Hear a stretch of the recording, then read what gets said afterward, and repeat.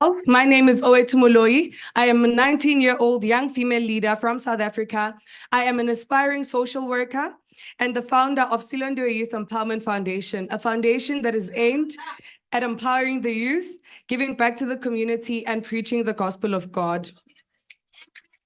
I am also, thank you.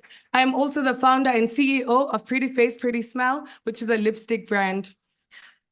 I am passionate about public speaking and enhancing people's well-being and helping them meet their basic and complex needs. And I am your host for today.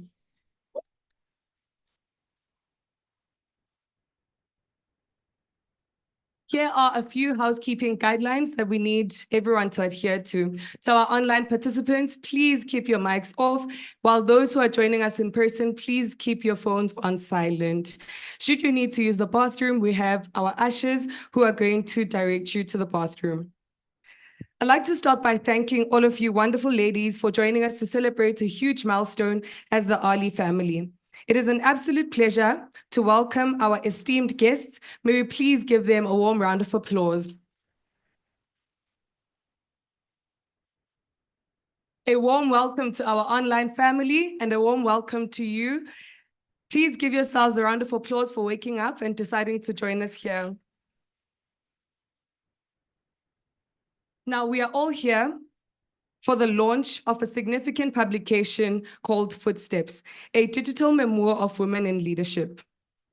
For those who might be asking themselves what this project is about, it is a collection of stories of women in leadership. We look at the trials and issues that they faced in order to get to where they are and be the amazing women that we see and get to interact with today. These are women in politics, diplomacy, art, education, and many other spaces. And we are here today because these women have taken upon themselves to inspire, support, and empower the next generation of female leaders while fostering a broader understanding of the importance of diversity in leadership. May we please give them a round of applause. I am honored to introduce a woman whose extraordinary leadership, dedication, and expertise have helped shape young female leaders in so many ways. She is the founder and executive director of the Amazon Leadership Initiative, which is also known as the ALI. She is an international human rights lawyer, a gender equality advocate, and a governance expert. Trust me, she has demonstrated through her work, her life, and leadership in gender equality, governance, social norm change for women's empowerment. She is an incredible role model who also happens to have a Bachelor of Laws degree, as well as a Bachelor of Arts degree in French and literature. But that is not all. She also has not one, but two Master of Law degrees, one in Human Rights and Democratization in Africa, and another in the Rule of Law for Development. Her leadership and accomplishments are an inspiration to many, including myself. She is a barrister and solicitor of the Supreme Court of Nigeria. She is also a 2023 Archbishop Desmond Tutu Leadership Fellow and a 2023 alumni of the International Visitors Leadership Program of the United States of America. She was the legal advisor of the African Peer Review Mechanism, an organ of the African Union. She has lived, studied, and worked in 8 countries across 3 continents. Wow. She has also worked for the United Nations, the Initiative for Strategic Litigation in Africa, and the Electoral Institute for Sustainable Development in Africa. This incredible woman is a recipient of various academic and professional awards, notably Africa's top legal millennial, the Amazon of women's rights, futurist activist, SPE Top Pathfinders, and the Kaduna State Honors Award for public service in Nigeria. I'm sure we all know who I'm talking about, right? Do we know who I'm talking about? Who am I talking about? Miss Mary, please welcome her on stage with a warm round of applause.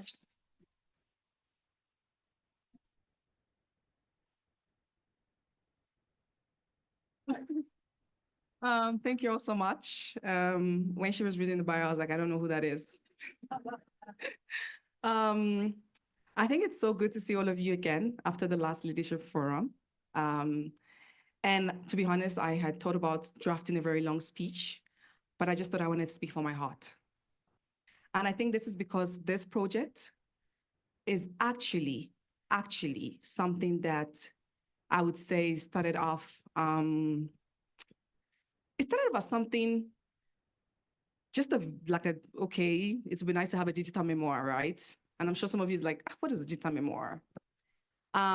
It was supposed to actually highlight, or it actually highlights the stories of older women and younger women. Why? At Diali, we talk about intergenerational co-leadership, right? You all know what we call our older women. We call them female luminaries, right? And then we call the young girls young female leaders. And what other way than to highlight the stories of young women as well as older women? How did they get to where they got to? What are the barriers, right, that they broke, and what were the ceilings that they shattered? The glass ceiling that says you can't go past a certain level, right? And amongst us, we have female luminaries who've shattered those glass ceilings, who've broken those barriers to become not just great women, but women that also mentor young women that we, as the younger generation, can actually look up to, or even you, who's the youngest generation, can look up to. And so having this memoir today for us is a significant milestone in the step of Diali. I know some of you are asking, I know most times they say, what is the Amazon Leadership Initiative? Or why the name Amazon? You are all Amazons. The name Amazon comes from the Dahomey warriors, who were an all-female warrior. Who's watched The Woman King? Almost everybody. Now think about those women with their arrows and their spears, fighting, breaking colonial boundaries, fighting to gain freedom and gain independence, fighting for what? Their villages, fighting for the country. Now think about all of you as Amazons, fighting to alleviate gender inequality, having a world where everyone has access to equal rights and opportunity. You are the same as a man. It doesn't matter who you are. It doesn't matter the background you come from. You are the same as a man. Whatever he can do, you can do 2 times better, right? Yes. And so when you think about an Amazon, wherever you are, think about an Amazon and think about, I am a warrior. Oh, yes. I am phenomenal. I am beautiful. I'm amazing. I am strong. I can do whatever I set my mind to do. And so today, as we launch Digital Memoir, I'm so happy to have the amazing speakers that are going to be sharing their stories. These women have shared the stories. Even the younger generation has shared the stories.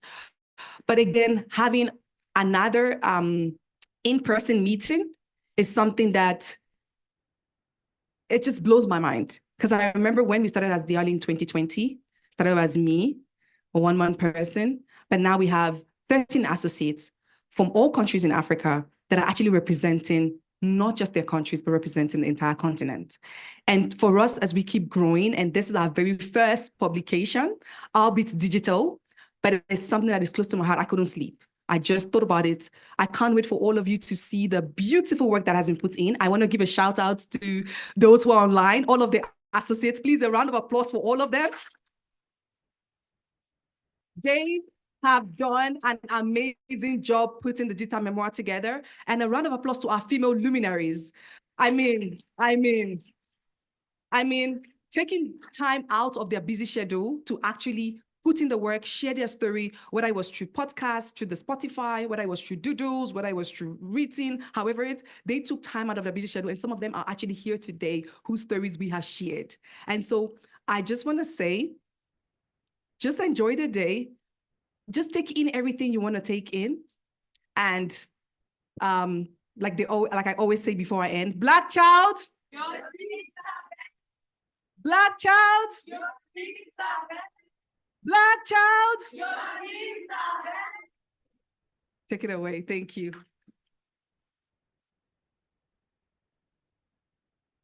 That was absolutely amazing, Miss Mary. Indeed, I can do everything that a man can do, and I can do it 2 times better than he can. May we please give her another round of applause.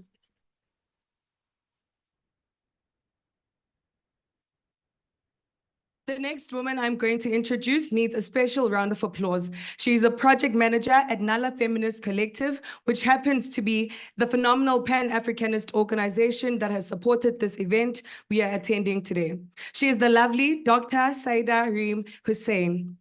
Dr. Hussein is an international relations researcher and a policy advisor with 10 plus years working with civil society, NGOs, and INGOs.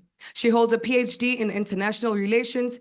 Through her work, she is committed to develop innovative leadership models, train the next generation of peace builders, and promote public policies based on the principles of Pan-Africanism.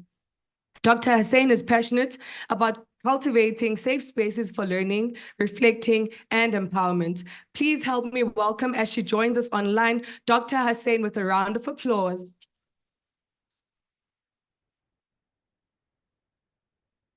Hi, good morning, everybody. Can you hear me? While we wait for her, I'm going to say a few lines and I'd like, okay, no, that's fine. Hi, I'm just checking the sound. Can everybody hear me?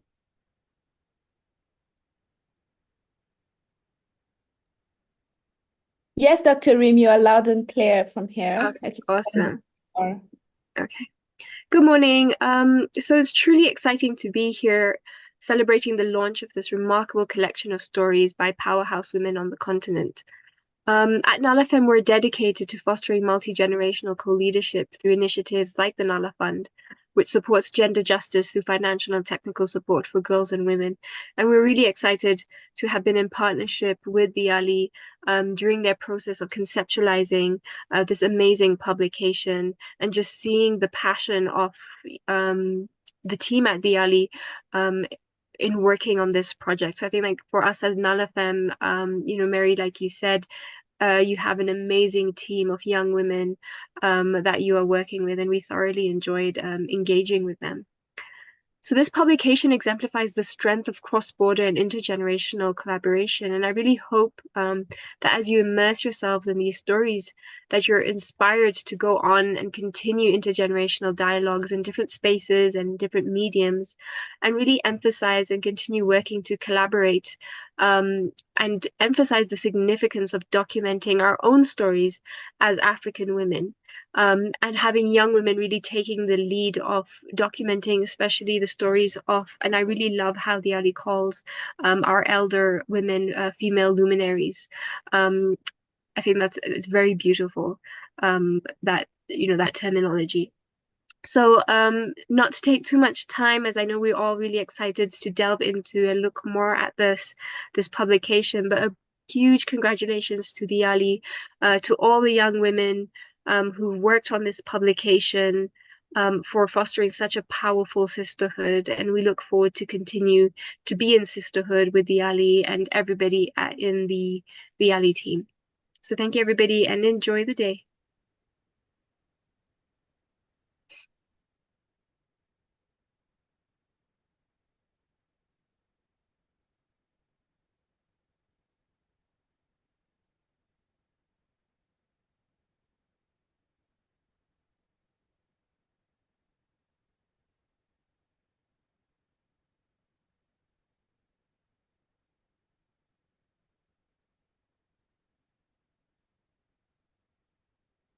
To present the showcase as our opening ceremony.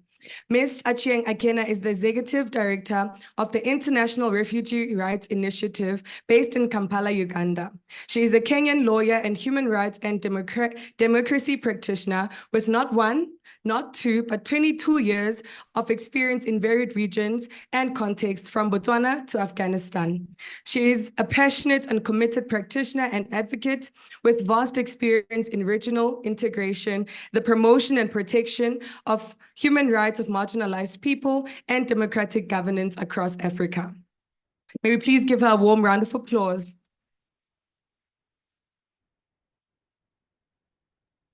Our second distinguished guest speaker is Ms. Grace Kitoti, who is an adept graduate with a distinguished degree in medical laboratory sciences from Maseno University in Kenya.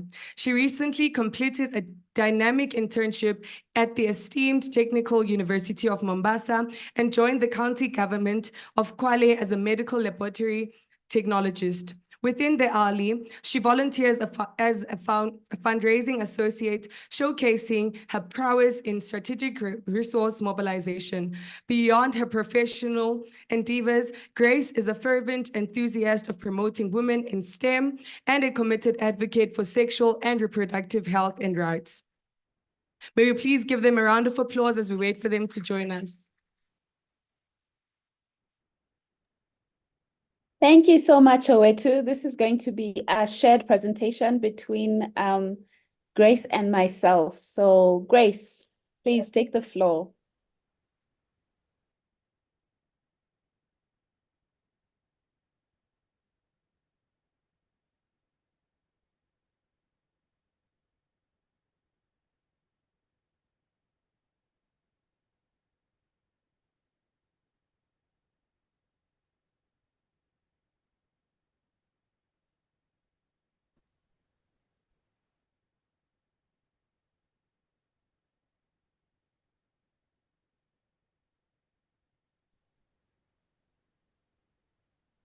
Thank you so much, Mr. Cheng and Ms. Owetu. I'm really getting nostalgic seeing you all gathering again in South Africa, and this is a big milestone for the alley to continue having in-person meetings. My name is Grace Kitoti. I'm a fundraising associate at Amazon Leadership Initiative, and I'm really glad and excited to be sharing with us the developments of the digital memoir that we are about to launch today. I quickly want to share my screen.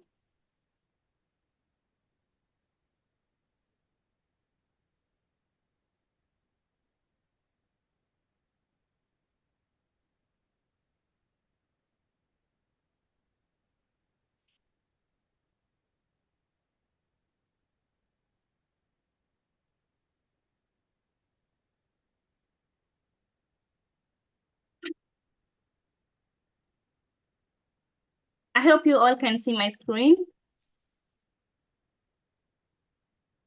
Yes, Grace, we can.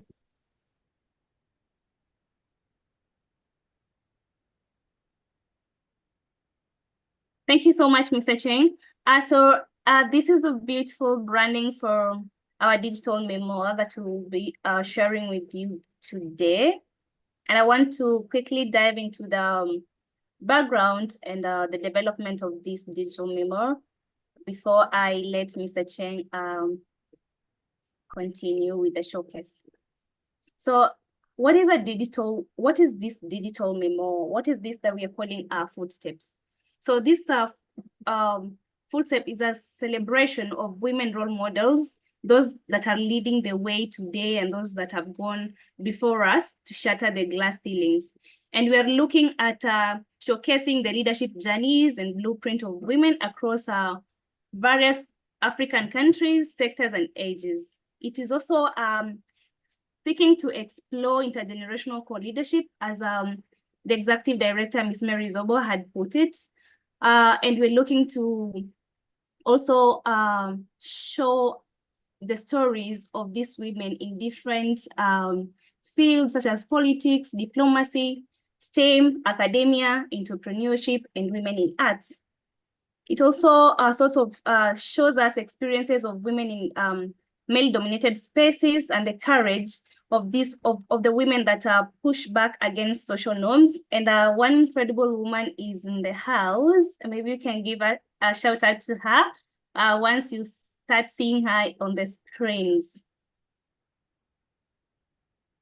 So this memoir is harnessing the opportunities of the digitalization, where we're having intergenerational conversation between women of ages 16 to 78. I really be excited to see the diverse women we have in the stories. So it is a multimedia, a multi-layered conversation between women, utilizing videos, audio podcasts, animations, voiceovers, flip books, meme stories, photo essays, narrations, self-narrated interviews, and joint conversations. So that is basically how the memoir has been set. So we are really excited. We really can't wait to to start seeing these products, and that will be the next session that Mr. Cheng will be leading us in. So while we feature the memoir of these diverse women from different careers, the different experiences, and even these women are from different countries, we are also going to see some sort of similarities that has run through their stories. And for example, we'll see how parents have really played a particular role in being alpha women in the role modeling aspect, because there is a question that we were asking our respondents to share their mentorship experiences, if they had mentors, and how did their mentors really help them to being who they are today. And we will be seeing that, and we have an exciting part where even Gracia Machel states that women are a secret cohesion, and they are the ones who sustain communities. So yeah, so that is basically the background story about the memoir. And these are some of the people, these are some of the incredible women that you're going to see there as our positive role models, who really motivate young girls and women to sort of divert into different career paths. You know, that is one of the reasons why we are doing a digital memoir, because we are seeking to showcase positive role models to young women and girls, as we really encourage them to take up leadership roles in different areas of their life and sectors.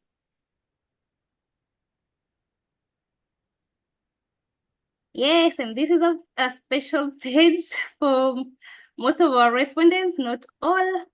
You'll be able to see all the products in the showcase, and also once the product once we announce where the products are at, you'll be able to see all the rest. But these are some of them. I'm sure you can see some of them in the house. I see Divine. I see Zuleika Patel. Please give them a thumbs up in the house. Yeah, and really, why does the ALI, what are the objectives of the ALI doing the digital memoir? So this is a brief summary of why the ALI has dedicated a lot of time and energy to doing this digital memoir. We are really seeking to celebrate the incredible achievements and resilience of inspiring African women leaders. We are also seeking to document inspirational journeys of women, like Dr. Rim. I'd say that it's really very important for us to document our own life stories, and that is one of the objectives that we are really looking forward to achieve with a digital memoir. We also are embracing digitalization as a tool for connecting women leaders across the continent. You know, this morning we had a technical glitch, and this is about digitalization, but we are really trying to use digitalization as a tool for connecting women leaders in the continent and in the world. We're also uniting generations to foster intergenerational co-leadership conversations, like we'll be having the next panel today on this issue that we are really promoting, and we hope all women leaders adapt to showing the way and helping young women to delve into different leadership paths. We are also hoping young African women and girls will be empowered and inspired to leadership roles as we connect different generations across different continents, and also across our own continents. Yes, and that's basically the background about the digital memoir. And this is as we've said, we are celebrating the achievements of incredible women in this Intergenerational Women's Month. So happy Intergenerational Women's History Month. Yes, and we welcome you all to our digital memoir, where history meets hope, where leadership intertwines with legacy, and where you, the reader, are invited to join the chorus of voices calling for a better, brighter world for women. Let these stories inspire you to weave your own thread of the fabric of our shared humanity. And that is the end of my presentation. And we have a special dedication for Nala Feminist Collective for supporting these projects. So thank you so much. I'll give it to Mr. Cheng. We can't wait to see the beautiful stories that we have for the day. Thank you so much.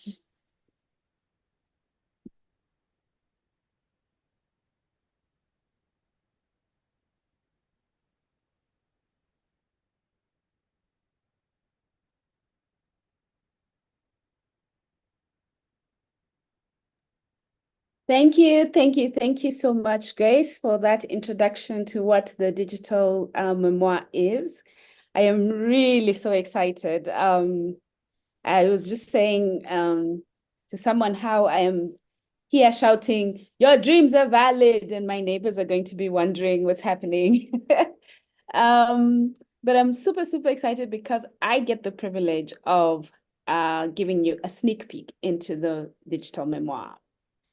So, in addition to what Grace said, well, that's if my,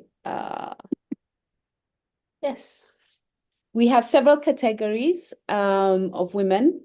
We have women in law, women in diplomacy, we have women in STEM, we have women in policy, we have women in arts, women in academia, women entrepreneurs. And then we have two special categories. One is women in male-dominated spaces. While this is common for most women, we just thought to highlight this particular issue because there's a way in which when women are surrounded, find themselves either the minority or alone in boardrooms and meeting rooms, there's a particular, experience that they have that we thought would be useful to bring to this memoir. We also have a category on women pushing back on social norms. And while we're reminded that this is so important, while we're remembering that this is so important to push back, we also see the toll that it can take on people who refuse to conform to social norms.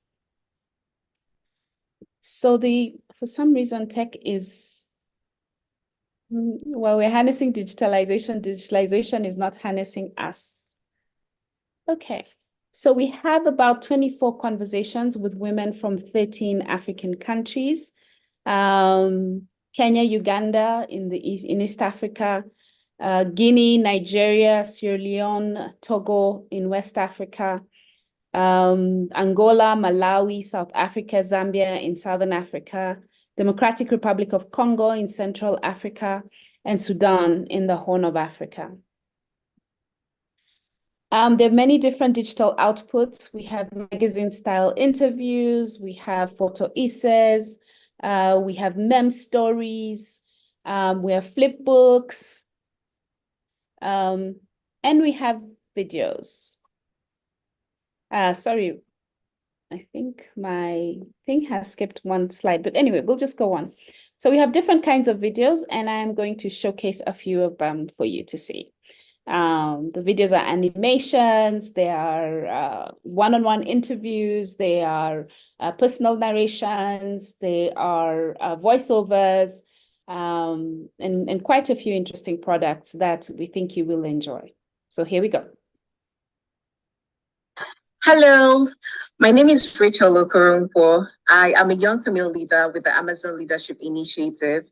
And today I will be moderating this session, a podcast session with Ms. Zuleika Patel. It's a pleasure to have you today in our studio.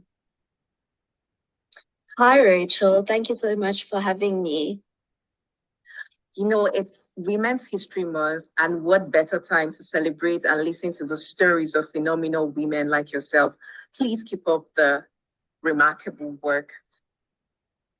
So, Ms. Zuleika Patel is an activist, author, an international speaker, and a founder. She is on a mission to empower the youth in post-apartheid South Africa. She co-founded Debt Change, a nonprofit organization focusing on children's literacy, establishing 4 library corners accessible to 8,000 kids to promote Black achievement. Zuleika's journey Mr. began Chiang, when she protested can you hear me? against racism. We cannot see your screen. May you please share it with us?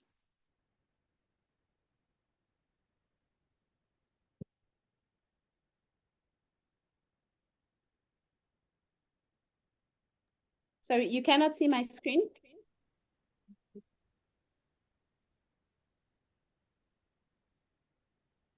Hello?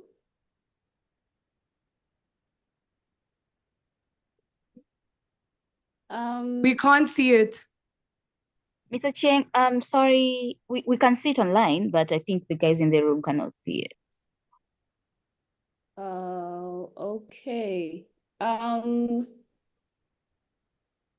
It's a podcast. They're supposed to listen. Okay. So it's not moving right now. My apologies. We started with the podcast. So this is just the part where you get to listen. The videos are still coming. Just be a little bit patient. Or can't you see my screen at all without the podcast's screen cover? We can, ma'am. Okay. So I'll just So continue. probably Everything. in the room, we are sorting that out for them in the room. Okay.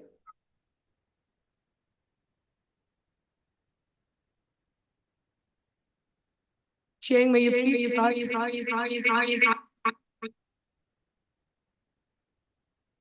Sorry, I didn't hear that. Please start. Sorry,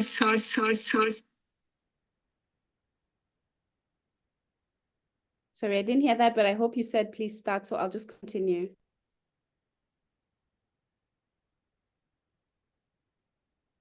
People would like to get your products for free. But for me, I'm so lucky. I would call myself lucky. I have a lot of entrepreneurs in my family. So if someone wants something for free from my business, I usually ask for something for free from their business. But you've started at such a right time. Because half the time I'm thinking, if I'd started this when I was at campus, timing is everything. It just wasn't my time to start a business. Yeah, sure. Yeah. So those were examples of the podcast that we have, where we have interviews and also intergenerational conversations between women of different ages. We also have videos, as I mentioned, animation, self-narrated videos, voiceovers, interviews, and again, conversations, also intergenerational conversations between women in the same sector who are at very different points in their career.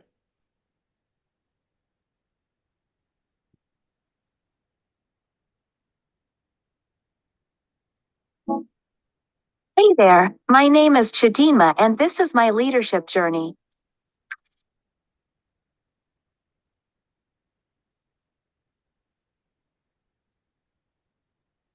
As a girl child growing up, I watched my mom live her life only for domestic roles with no opportunity to pursue a professional career path. This, despite having 2 formal degrees, that is, a BSc in public administration and a further PGD in education, and a yearning desire to be more. This childhood experience made me realize that with access to the right information, knowledge and opportunities, young girls like me, and women in general, can be made to not settle for less than what they aspire to be because of domestic social constructs. This significantly influenced my leadership journey to be an advocate for women's and girls' empowerment and better access to information and economic opportunities.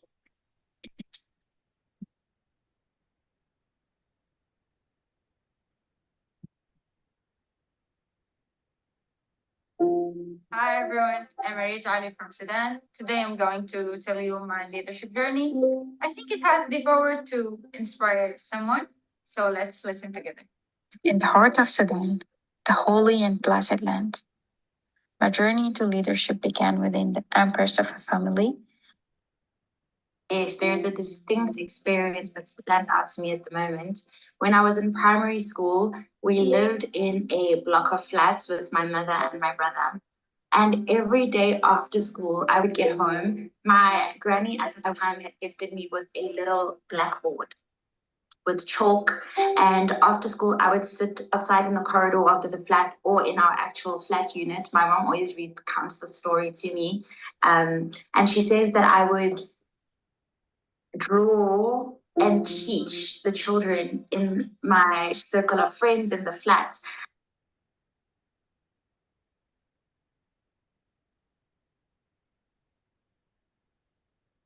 Well, hello, and my name is Mahola Makululu. My name is Patricia Kitari. I'm a multidisciplinary scientist based in Nairobi. My interest has been in chemistry and drug discovery research for a very long time.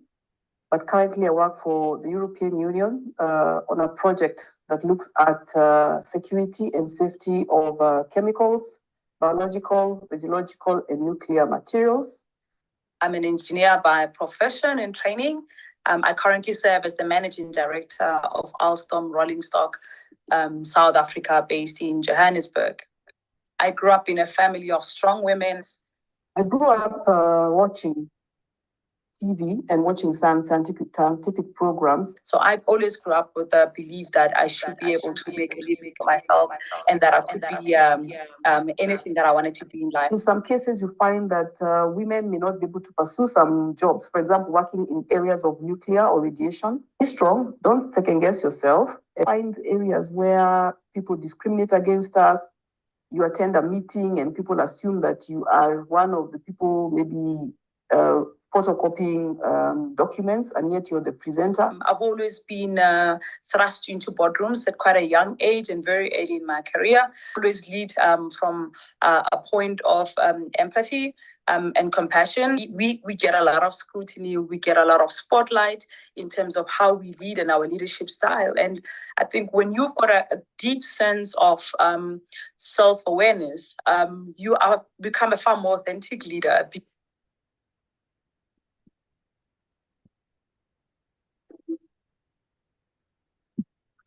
My name is Salma Ali, a beacon of resilience and empowerment. I emerged from the vibrant coastal city of Mombasa, Kenya, wielding my martial arts prowess and unwavering determination. Hi, I am Dimi Majama, aka Dumi. I am a 16-year-old bookmaker from Flagstaff in the Northwest Province. Besides school, I am doing film, both in front and behind me. Ms.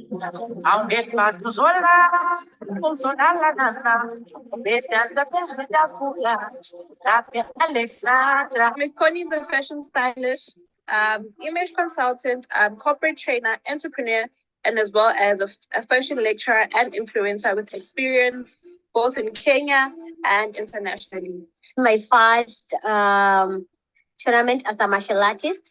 When I was so young, I didn't know I was capable of, doing what I did. I did sparring, fighting in a ring at a competition, and I won. Man, you're going far with that. Please don't stop. The sky is not even the limit. Yeah, I won't stop. It's in me. I think for me, it was last. There's been so many amazing moments.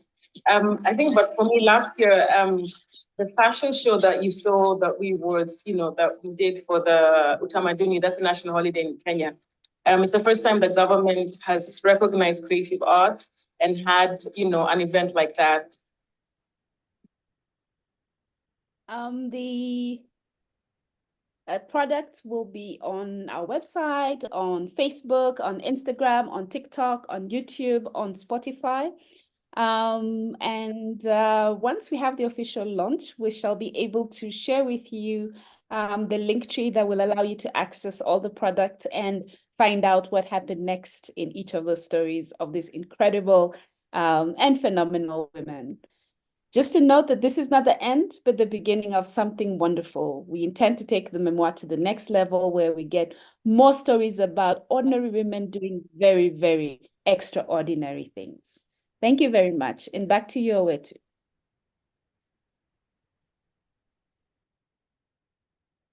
That was brilliant, Miss Etienne and Miss Grace. Thank you so much. One can really tell how much work and care was put into the showcase. May you please give them another round of applause. Now, I'd like to pose a question to the audience. Seeing that we're talking about podcasts, I'd like to ask, if you had a podcast, which female luminary would you ask first and why? Please raise your hand and then I'll bring the mic to you so you can share with us.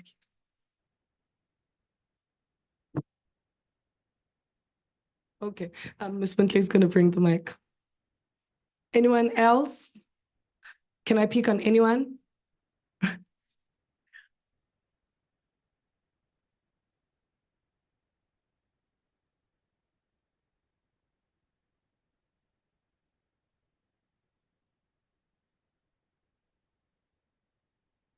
We still can't hear. You can use mine. It's okay. Yeah, we're fine. We're good. I would invite Miss Mary. And that's an invite, Miss Mary. I'm inviting you, actually. Because you said why, right? As you were reading her bio, I mean, I'm from the Ali. I've heard about her. I met her in person a few days ago, but I think she's what my best self looks like in my head. Like she's setting the bar, and I would want to talk to my future self like that. Yes, that was beautiful. Thank you so much. You had your hand up, right? Ms. Wintley. And we'll take one question from our online participants as well. Good morning. I think for me, it would have to be my mentor. Her name is Trifosa Ramano. She sits in so many boards, including for ESCOM. And the reason why is that wherever she goes, she mentors. She doesn't leave a woman child behind. And I think she embodies strength and resilience. And that for me inspires me. So I definitely go for her first. That's beautiful. Thank you so much for sharing. I think we're all going to leave this place feeling empowered, and we're going to start working on our vision boards. Mahoto, seeing that Miss Mary is your future self, you need to go back to your vision board and add her picture now. Right in the middle, just add her picture. All right. How many of us here have been to a poetry session? Just with a raise of hand. Okay, not so much. All right, to those who have, what do we do when a poet's words are deep? Yes, that's right. I'm glad you guys know that. But I didn't see hands when I asked who has been to. How would you know that if you haven't been to a poetry session? All right. Keeping that in mind, I'm going to introduce a fellow, the Ali sister. Her name is Giabete Munara. She is a young, upcoming philanthropic female who was born in Western Cape and bred in Alberton. She's one of the co-founders of Curly Made. She initiated literacy workshops for hard of hearing children, where she taught them they can be polyglot, even with the barriers that are put around them. She indulges in agriculture and logistics business insights part-time, and she works hand in hand with African Child at Work as a full-time volunteer. She also has a beadwork in the upcoming. She holds a special education certificate and a Bachelor of Education degree, which is underway. Her passions lie within empowering children who were and are disadvantaged, mainly focusing on kids. She is inclined with children who are differently abled. Please help me welcome her on stage by snapping your fingers instead of clapping. Miss Giabete Munare.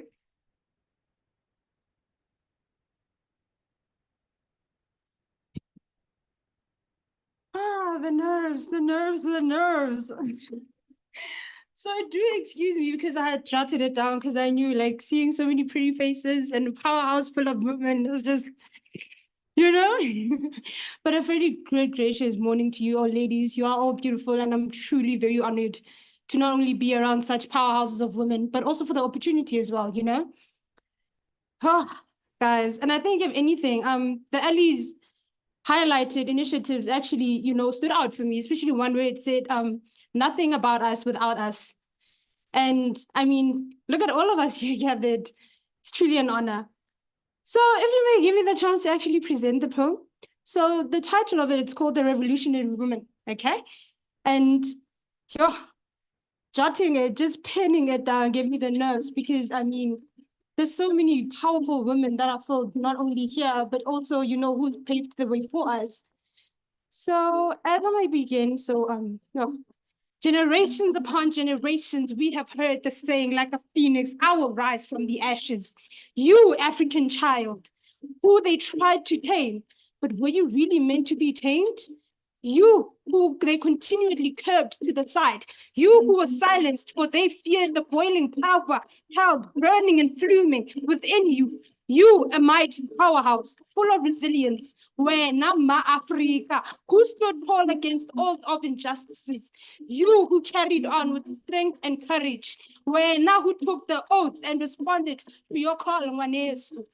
Umntana of the soil, like a flower, you bloomed, reaching so high that never could be touched.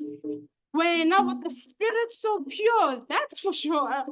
Look at you, you raw, brazen, curved, you who dwelled each and every waking hour in the fields, drenched in sweat, you paved the way, empowering others hand in hand. Where not regardless of the trials and tribulations that you conquered it all. Where Namdasekaya, your voice echoed on loud and clearly, proudly so. In the face of oppression, you who chose to not cover, for you knew you were one in a million, a trend maker, a pace setter. Look at you, baby girl, a uniquely rare revolutionary flower, bloomed with hope amidst the strife, spreading nothing but love and change. With batons of wisdom passed from generations to generations upon generations. I'm talking about your forefathers, your grandmothers, who passed down this powerhouse full of knowledge.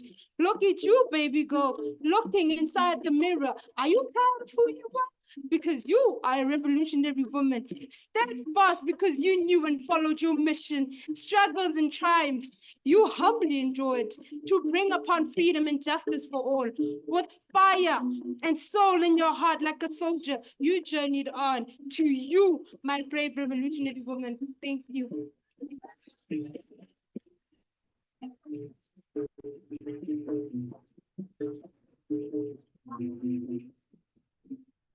That was on fire, wasn't it? Are you a revolutionary woman, as she has said? Yeah. If you feel like you're a revolutionary woman, shout, I am a revolutionary woman. Thank you so much, Kia Betty. May you please use our hashtags as you post on social media, hashtag footsteps, hashtag Women History Month, hashtag intergenerational co-leadership, hashtag the Ali, obviously, and hashtag Black Girl, Your Dreams Are Valid. And as you post on social media, please tag us at the Amazon Leadership Initiative. Now for the conversation that we have all been waiting for, are we excited to hear what our esteemed guests have to share with us? No, are you excited? Are you excited? I'm not getting the excitement. Are you excited? Now I'm starting to feel it. Please help me welcome my beautiful sister, who is also a young female leader. She will be facilitating the first conversation, which is investing in women to accelerate progress. Her name is Mahoto Mapoto, and she is a passionate entrepreneur with a deep love for children and women. Her philanthropic journey began in kindergarten when her school had an old age home where she devoted her time to caring for the elderly. She started public speaking at the age of 8, and she later evolved into a seasoned motivational speaker. She's recognized as one of Mail and Guardian's top 2021 top 200 young South Africans and a Tony Elumilu Foundation Young Leader 2021. Mahoto is also part of the Amazon Leadership Initiative 2023 cohort. She mentors at Raising Giants organization and has 4 years of experience in digital marketing and technology. Grounded in her faith, she serves as founder and COO of Leru Magazine podcast, co-founder and CEO of Azuri app, digital platforms and content manager at Hekima Council. She is also a co-host at Mansi's Most Wanted Esports Leagues. She has recently joined the Thabo Mbeki African School of Public and International Affairs. Makgoto continues with her impactful journey. May you please give her a round of applause as she joins me on stage.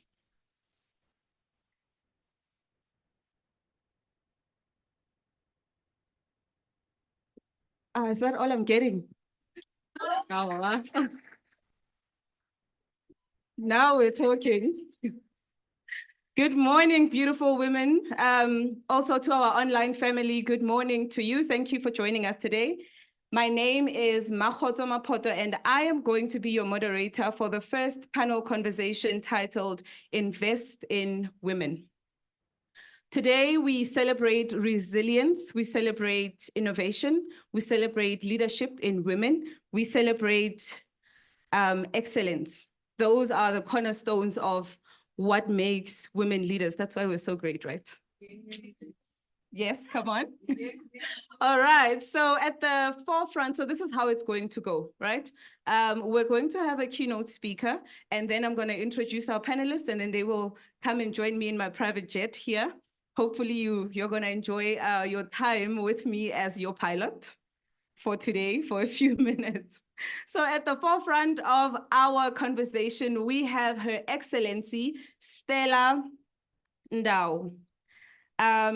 She is Malawi's High Commissioner to South Africa, and she serves as a beacon of inspiration to women across the world, including you and me, right? Yes, that's more like it.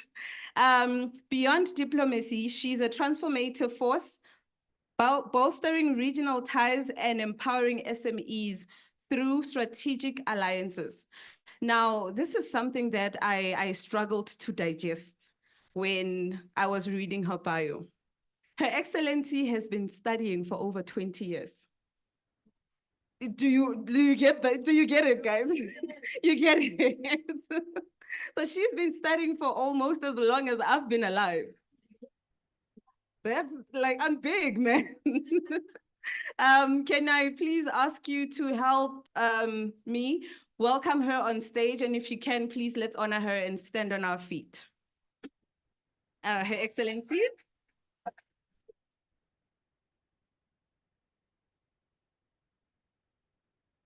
Yeah.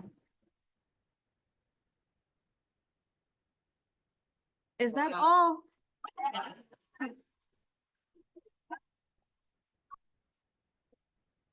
Thank you. You may be seated.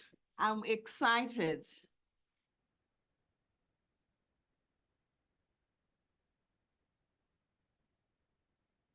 Is it good afternoon? No. Good morning. The mantra is Black child. Yes, indeed they are, because mine were valid. That's why I am here now. All right. Actually, I'm honored today, and it's my singular privilege to be amongst you beautiful ladies who are here and also online, especially to talk about women empowerment, investing in women. I am an investment. My parents made an investment in me. The community made an investment in me. My government made an investment in me.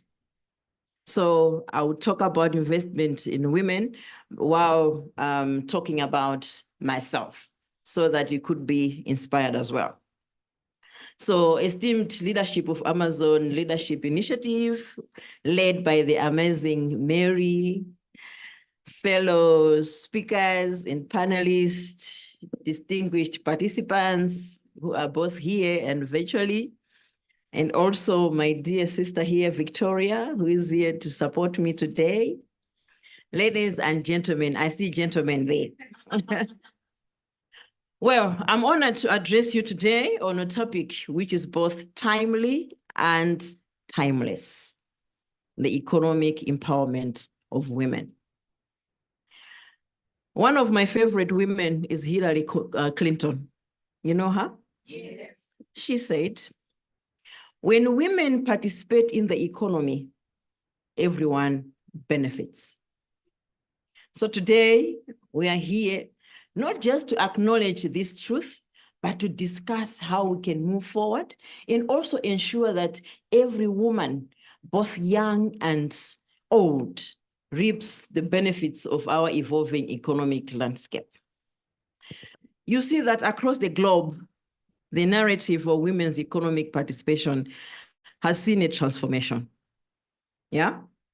No longer confined to limited spheres. Women today are CEOs. Women today are tech entrepreneurs. Women today are scientists, engineers. Women today are leaders, me, her, Mary. Women today are astronauts. Women today are presidents. Yeah? Yet, challenges still persist. In many nations, you see that women still earn significantly less than their male counterparts. And their representation in leadership positions remains low. But today, I want to talk on the silver lining, the younger generation, which is you, because we are talking about intergenerational, the intergenerational divide. How can we bridge the divide or the gap? By investing in young generation, especially women, it means that we are contributing to an educated, healthier, and wealthier generation. How can this investment be done? This investment can be done through so many ways. The first one, education and skills. Investing in women's education and skills, as well as training, equips women with the tools that they need to excel in various fields, from STEM to entrepreneurship. Okay? There's this saying in our language and in our communities, I'm sure also here in South Africa, or in the whole Africa, that you educate a girl, what have you done? You have educated a whole community. In other words, there are multiple benefits to investing in women. The president of Ethiopia has echoed this. She says, if the right investments are made, they release women's untapped potential and empower them to voice their opinions, share ideas, and make important decisions. In other words, the whole society benefits, not just an individual. Let me talk about myself, my education. I did my primary school education in Malawi, is from grade 1 to grade 8. In grade 8, you are supposed, that's where you go to secondary school, where you do your 4 years. Unfortunately for me then, there was a lot of competition. And I had to repeat standard 8. I never gave up. I said, that's fine, I will do it. The second year, I was selected to go to secondary school. In primary school, that's where I started my leadership journey. When I was still young, then in standard 8, you'd have people who have been repeating, to go to secondary school. Some were older than me. But you know what?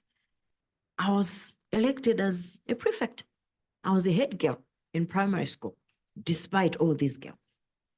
So there must have been something in me that the teachers, that everybody saw.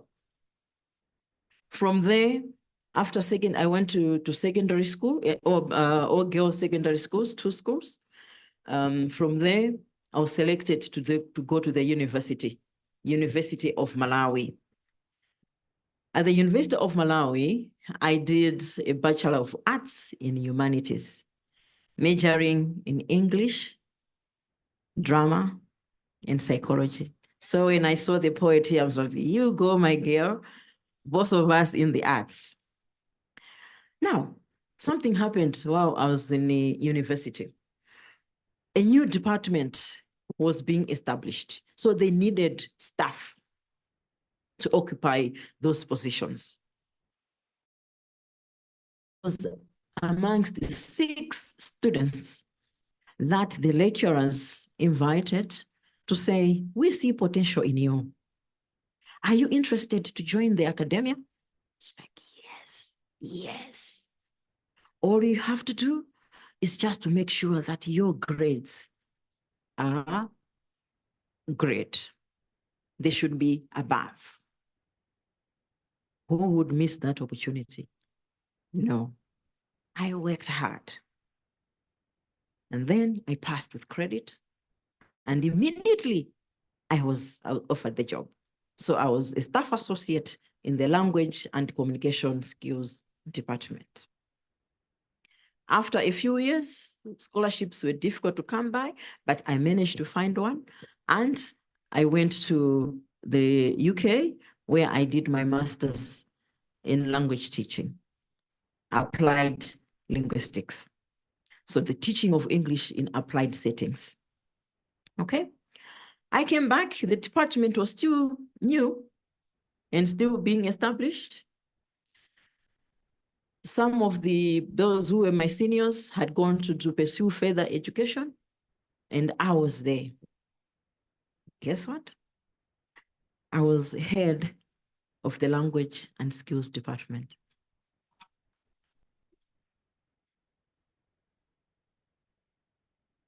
And then as time went by, I was also made the deputy dean of the Faculty of Humanities.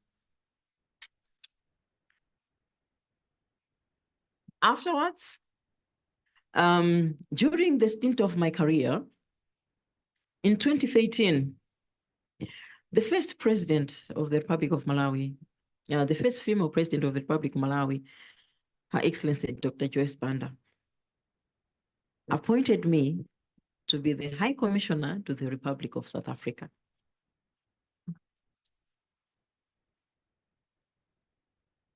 So I came, I did my, unfortunately, I only stayed for 2 years, 2013 and 2015, up to 2015, and then I was recalled. And guess what? Because I still had my job, I went to my teaching profession. Okay. And then 2021, you have a new government. His Excellency, Dr. Lazarus McCarthy Chakwera, saw the same potential in me. What does he do? You know what, Stella? You're going back to South Africa as High Commissioner of the Republic of Malawi.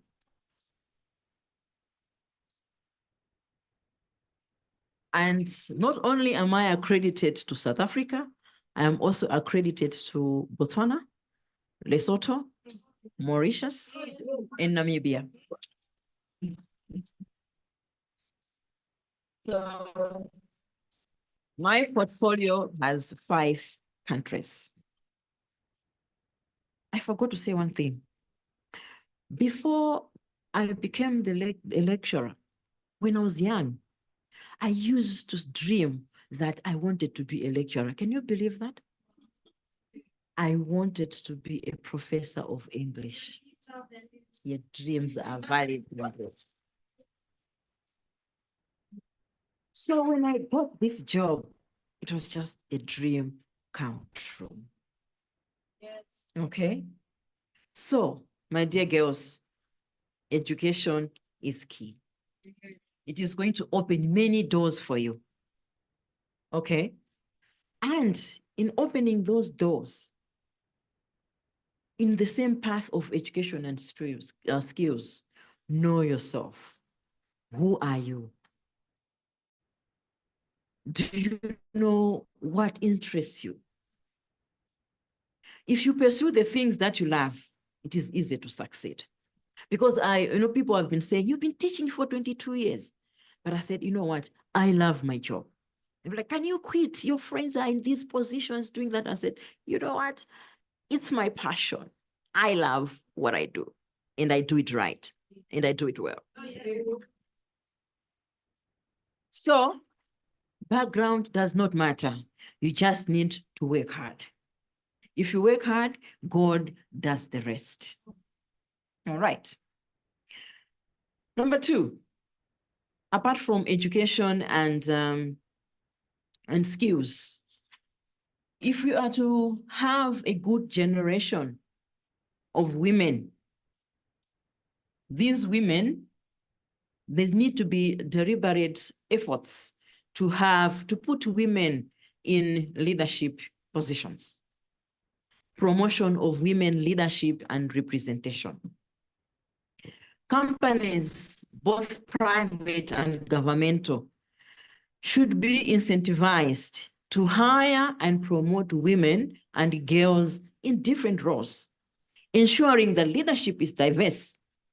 Because if leadership is diverse, then you're going to have diverse perspectives, which are going to lead to more effective and inclusive policies and solutions. So, as women, for us to be heard, we need to claim our space at the table. Let's be there. Let's be heard when we are at that table. When you're at that table, okay, you need also to bring others. You should not be alone. So Masropo, is it Masropo? Mahola. So Mahola and me and my dear sister from Nambiamo from Equatorial Guinea, Mary, Victoria, we should not be alone at that table, at the C-suite table. We need to bring along others. Okay? So when we are there at the table, what should happen? Remember, I said I got a leadership position right from primary school. Growing up in secondary school, I was a prefect. At the university as well. You know what? I was selected to be in the students' union. And it was unheard of to have a director of women of entertainment. So whether it's my drama background, whatever, but still, I was in the entertainment world. I was in the student union. 2002, I get married. I'm married to a wonderful husband, Bernard. He actually supports me very well, very much. He escorted me here, yeah? Mary and others, they saw him, okay? So, when because I've got a supportive husband, I'm still able to do even leadership work at my church, in my community. I was also a church elder. And I was also in the administration. I was actually the deputy session clerk of my church, Limbe CCP Church in Malawi. And in our Christianity, not many women are in those positions. But here I am, I was there.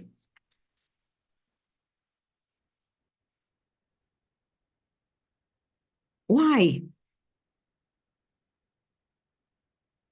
Why do I accept these leadership positions? It's because I know who I am. And I know that I can deliver. Once I'm put in that position, I work hard to make sure that I deliver. And also, when I'm in those leadership positions, I invest in myself. How do I invest in myself? I learn the skills of the job. And that particular job, or in that particular position that I'm given. I read a lot. What does this position require of me? Now I'm a diplomat. It means I have to be well-rounded. I have to know the history of countries. I have to know the economics. I have to know whatever is going on, climate change issues, the economies, the history. I've talked about the history, yeah? The politics, everything that involves being a diplomat. I learn. And all in these positions of a church, I navigate the terrain. What are the stereotypes? What are the barriers in this particular field? What must I do to navigate those barriers? So I develop myself all the time. I said I have got a background in communications, right? Applied linguistics and communications. But right now, I want to study for diplomacy and international relations, but at a PhD level. Yes. Because I'm saying from here, where I'm looking at the future. Where should I go? I don't know. Only God knows. But I have to prepare myself now for that God is preparing me for. All right. So, education, leadership. Let's be in the leadership positions. Let's aspire. When we are told that, okay, Mary, we want you to be, can you lead this group? No, I can't. No. So who is going to do it? Do it. Just do it. Okay. Actually, you know my mantra? You know my mantra? I know I can do it. Oh, in everything, I always say, you know what? Okay. This is a new challenge. Okay. What must I do? I'm not going to say no. I'm going to say yes, because I know I can do it. If so and so can do it, why can't I? You and I are not different from anybody. We are all the same. Okay. So if we are given the same resources, we are going to excel. The other issue that I want to talk about is mentorship and networking. Those of us who are in leadership positions, let's mentor, let's create platforms where women can connect, where we can mentor, and where we can also guide each other. When one woman rises, she should lift others with her. So this session, kudos Mary and your friend, is truly 100 miles forward. Congratulations. So find for yourselves mentors to inspire you, empower you, and help you with your choices. As I said, I'm a product of such mentorship through various women in my community.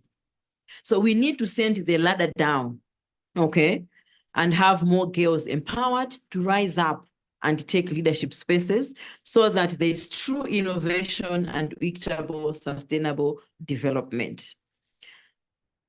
Give me a minute. Okay. Digital literacy is what I want to talk about. Science and innovation, okay? Let's make sure that, the next world, okay? The next world or the next space requires us to be digitally savvy. So digital literacy is very, very important. So we need to, as governments of countries, they need to establish training centers across Africa where we can learn basic digital skills from using computers, using mobiles, etc., etc. And that actually brings wonders. We have seen in Malawi where rural women are being empowered through the phones, the mobile platforms, and they're making money out of it. Okay. So as I You can ask me questions later. I want to urge you. One, invest in yourself. No one is going to do it for you. Learn new skills one at a time. Work hard and deliver. Make an impression.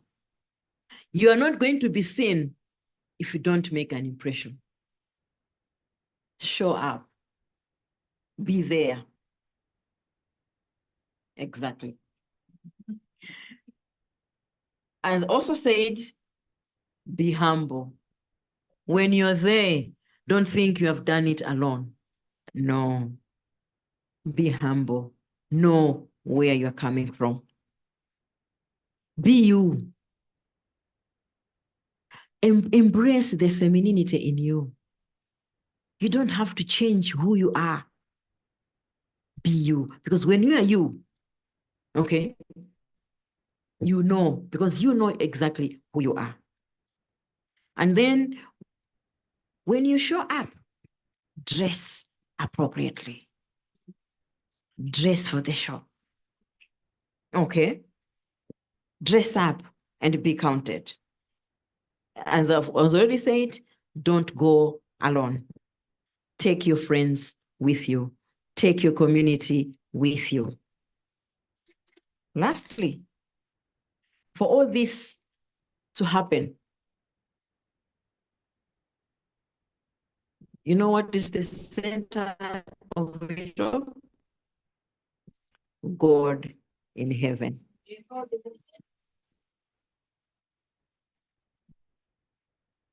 I can do anything through God who strengthens me. Trust in the Lord and with all your heart, not with your own knowledge. Amen. Lastly, I know I can do it. And I know you can do it. Amen.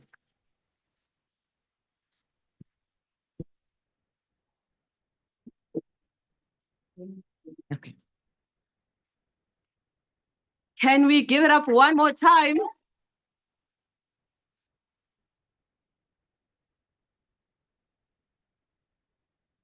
Guys, your applause is on budget. Why?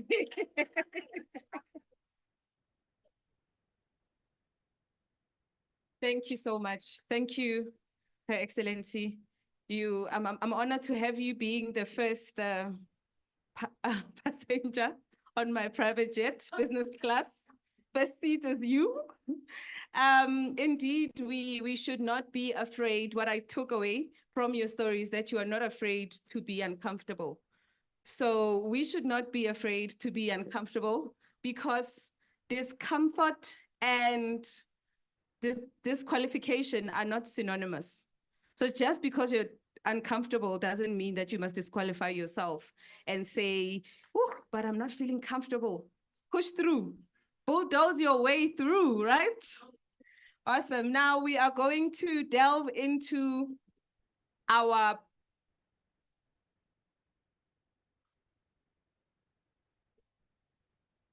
okay.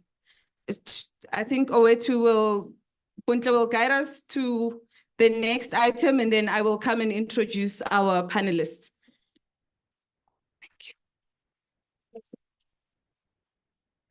Thank you so much, everyone.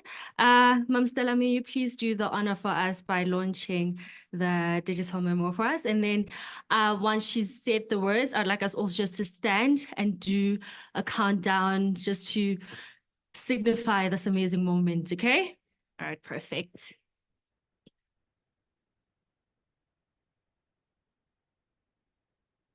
I have the honor to officially launch the digital memoir of women in leadership. Women who inspire, women who are striving and are also shattering the glass ceiling. May we all be like them.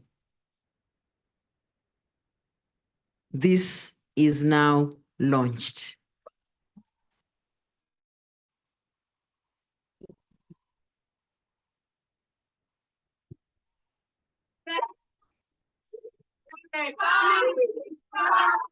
Four, three, two, one.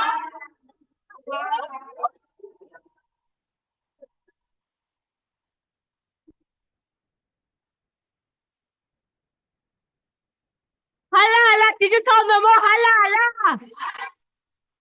Hala, hala, digital memo, hala, hala. Viva Black Child, viva! Viva! Viva Black Child, viva! Viva! Thank you so much, everyone. We are all launched the program for the digital memo. Let us all clap hands and give back as we introduce the next section. Now, hey, making my job difficult today, but it's a great difficult, right? We don't shy away from challenges. One more time, halala the Ali, halala. Thank you. Now I'm going to introduce our first speaker. As I read their bio, it's very brief. I'm going to ask them to remain seated until I get to their names, and then they can make their way on stage. As they make their way on stage, please throw in your best applause. That's not on budget. Month end is near, guys. Come on. We're almost there. Right. So the first speaker, I would like to firstly call Her Excellency back to her first seat in my private jet. And then the first panelist that is going to be joining us today is an author, an activist, and a speaker who is a dynamic force of change. Sounds like us? Yeah. Sounds like something we like? Yes. Awesome. She is a co-founder of Dare to Change, and she advocates for change and resilience and empowers the youth in post-apartheid South Africa. Please help me welcome Miss Zuleika Patel.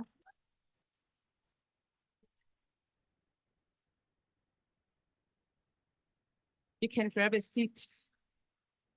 One more time for Zuleika. Awesome. Our second panelist, I need to make a comment, but I'll make it after. Miss Mahola Makololo, who she's a leader in engineering. Again, women in STEM. She comes from a background of electrical engineering, and she's got an MBA from Gibbs, the University of Pretoria. She is armed with extensive experience in big companies such as Sasol and our best friend in blue and white, Eskom. And she is a true trailblazer. Please help me welcome the Managing Director of Alstom Rolling Stock South Africa, Miss Mahola Mukololo.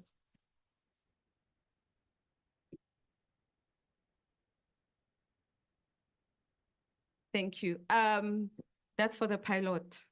I'm sorry. I'm so sorry. And finally, last but not least, in my language, we have this idiom that says, "Mojamarago ke kgosi." Botswana, are you here? That means to try to bring everybody on the same page. The one who eats last is a king, but in no particular order. Let's welcome the king, right? Ms. Samantha Mashapa, who is the programs coordinator at the Nelson Mandela Foundation, where we are today. Thank you for hosting us. And she studied politics and international relations at Wits University. So there's Wits and others, right? Ms. Samantha, please join us.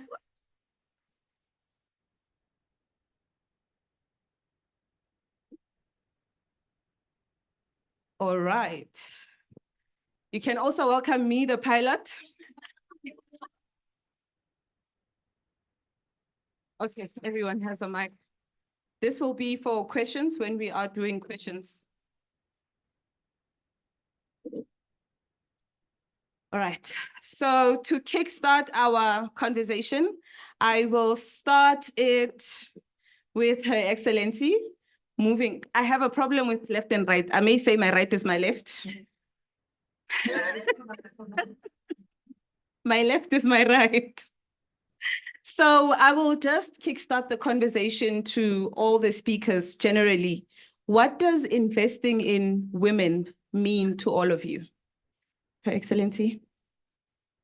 I already mentioned investing in women means making sure that women are given the right space, they are given the right skills, they are given the right resources to enable them to excel, whether at school, whether in the community, but everywhere where they are. It doesn't matter background, doesn't matter education background, but still, just being given the right resources to excel.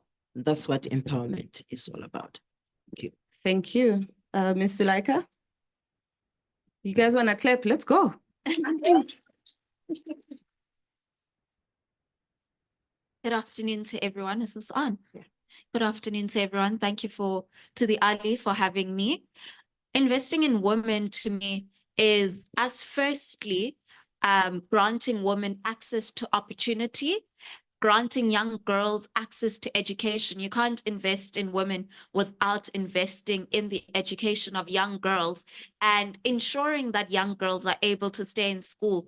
It's one thing to create access, but it's another to safeguard institutions or any policies that we may have that allow women to have access. It's another thing. So us investing in women is two components, us actually opening the door for women to have access to spaces of education, particularly young girls being able to go to school, especially on the continent, because this is still a right that isn't realized for every young girl on the continent. And then ensuring that they're able to stay in school, ensuring that they're not pulled out of school by child marriages or by FGM, which is still a crisis in the West African region, or be it period poverty. So ensuring that we then invest in them being able to stay in school, and then granting women access to employment opportunities, and ensuring that they are able to thrive and excel in these spaces, and not just opening the door, but ensuring that we safeguard women once the door is opened. Whoa. Ms. Makola. Thank you, and good afternoon, everyone. I think firstly, I just want to say, Mary, my heart is racing because what a wonderful investment you've made in this, and the opportunity to really be able to be here and to have these conversations. What does it mean to invest in women? I think it's, for me, firstly, is taking a step back to understand why are we even having this conversation. It's recognizing where we come from as society, as human form, to be in an environment where, well, it turns out that women's participation in other spheres of life is a topic that really needs to be engaged. So investing in women for me is about finding the means and the levers to be able to thrust society into a space where we all get to choose how we want to live our lives, how we want to participate in our God-given lives. And so investing in women is about finding ways to ensure that women have access to participate in whatever forms of society that they want to participate in, starting at education levels, starting at work levels, and whatever other parts of society that they would like to involve.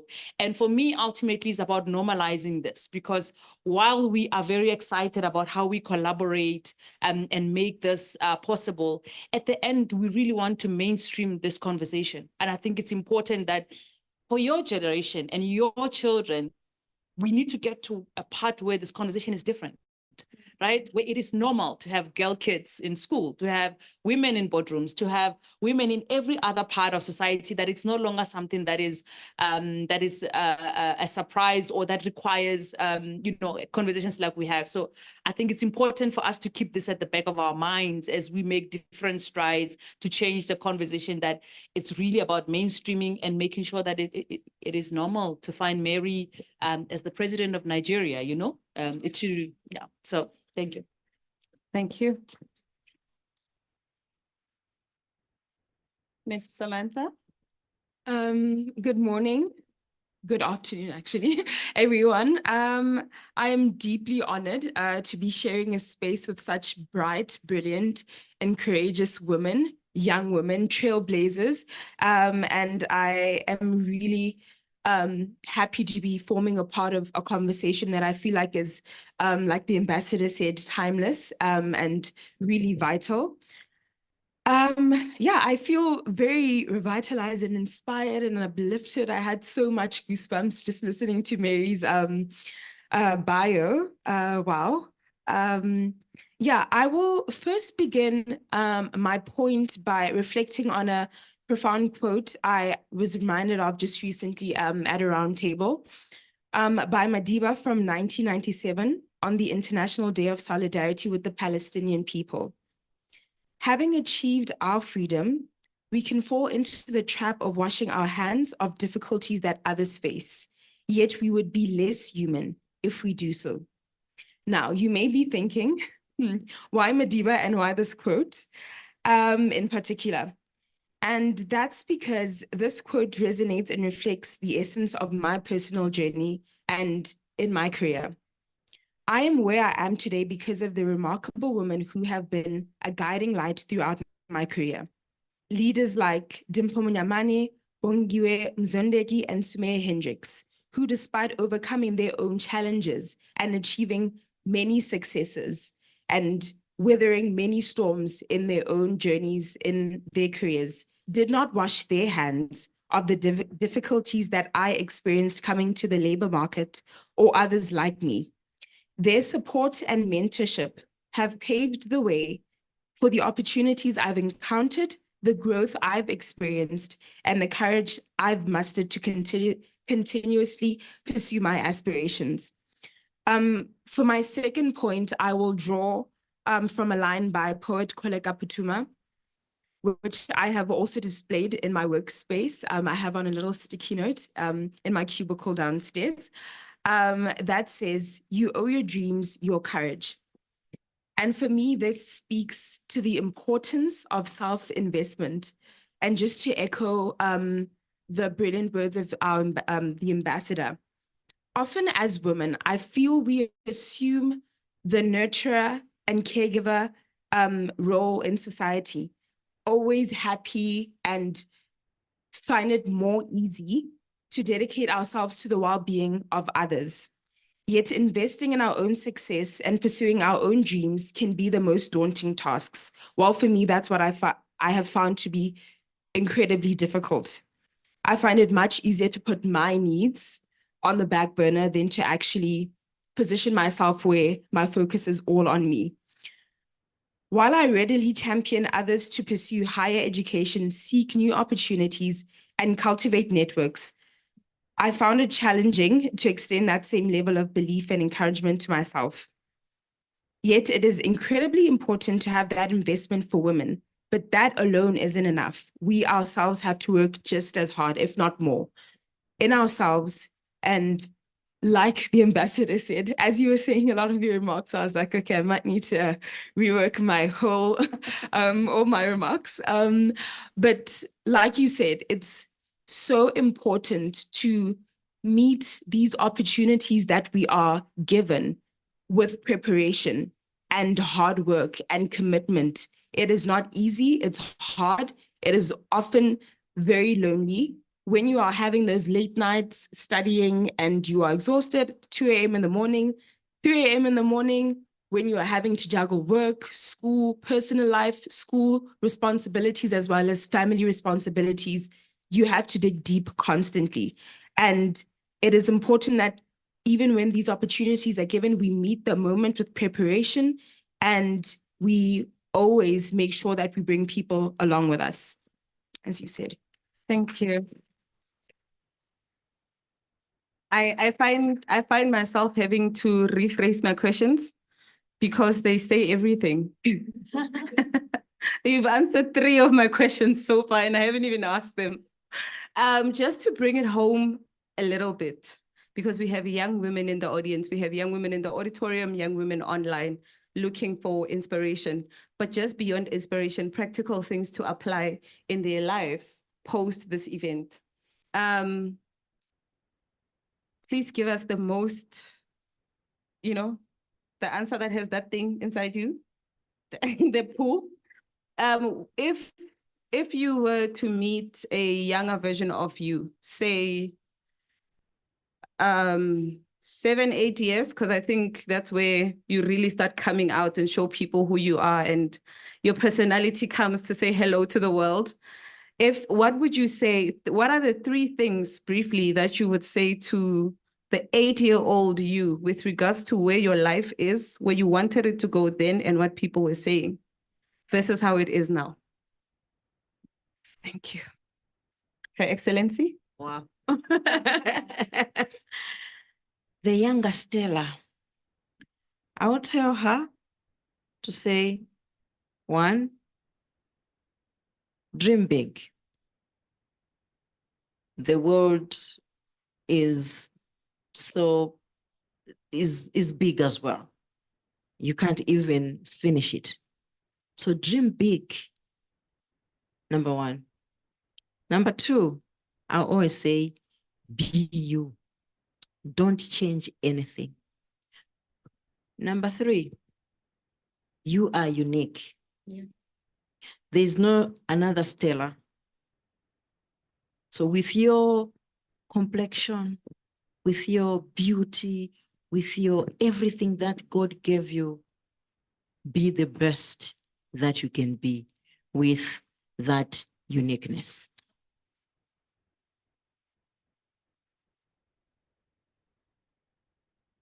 I believe I would say to my younger self, I actually tend to think of my younger self a lot because I started my activism at the tender age of 13, which every time I'm asked about my younger self, I think of that version of me. And I would say to my younger self to always be brave and always believe that there is a silver lining at the end of the day, and all the work that you do is going to pay off someday. Brilliant. Thank you. Is it still on? Oh, okay, perfect. What would I say to my younger self? When Mary was speaking this morning, talking about younger leaders and elders, I was like, where do I fall? Am I part of the younger generation, or am I more on the? I guess my job role and experiences have thrust me into environment where I have to think of myself, but I'm young. But I look at all of you and I recall just how young I used to be, and the hopes and dreams that you have. And what I would say to myself is, firstly, is to give myself permission to dream, to give myself permission and understanding that I really do not need permission from anyone to be great. When I grew up and I was thrust into a lot of environments where I was young, I used to think, I'm too young for this. I'm too young for that. I'm too young for this role. I'm too young for this conversation.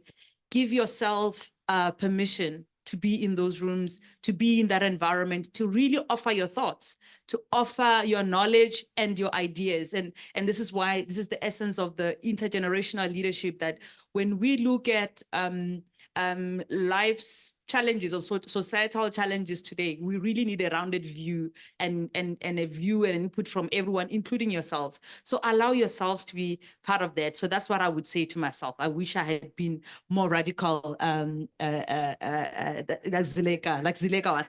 I wish I had been more radical. I think of myself when I was in high school, I couldn't have. And I think this is the essence of really loving and giving young people an opportunity to be in the room, because sometimes you need that radicalness for conversations to move, right? So I would say give yourself permission to be part of the conversation and put those crazy ideas on the table. the world needs it. The world really, really needs those conversations. The second thing I would say, invest in yourself. Ambassador said earlier on, you really, really, really ought to know yourself in order for you to come to evolve and to be able to influence and impact others. When you don't know yourself, the world will come to tell you who you are. And you're going to walk around carrying all these labels where people get to tell you who you are. And then one day they tell you who you are not. And then you are very confused. Stay grounded in who you are. Know yourself. When I introduce myself, I tell people I'm a villager. And I always fight with my friends because they want to put labels on me and based on what I do. But that's not who I identify with. So know and invest in knowing yourself and your preferences. I think I said at the forum last year that nothing frustrates me that when I meet a person, a young person, and you're like, what can I get you to drink? He's like, oh, anything. Let that not be you. You got to know yourself from the simplest of things to the most complex parts of yourself. What drives you? What makes you tick? What energizes you? So invest in knowing yourself, right? There's a lot of information that you're going to get from the external environment. And you guys are overexposed in terms of information and what comes from the external environment. You must be able to know what resonates with you and what doesn't resonate with you. And just because you've read and seen something, it doesn't mean you have to be or be part of that. So know yourself.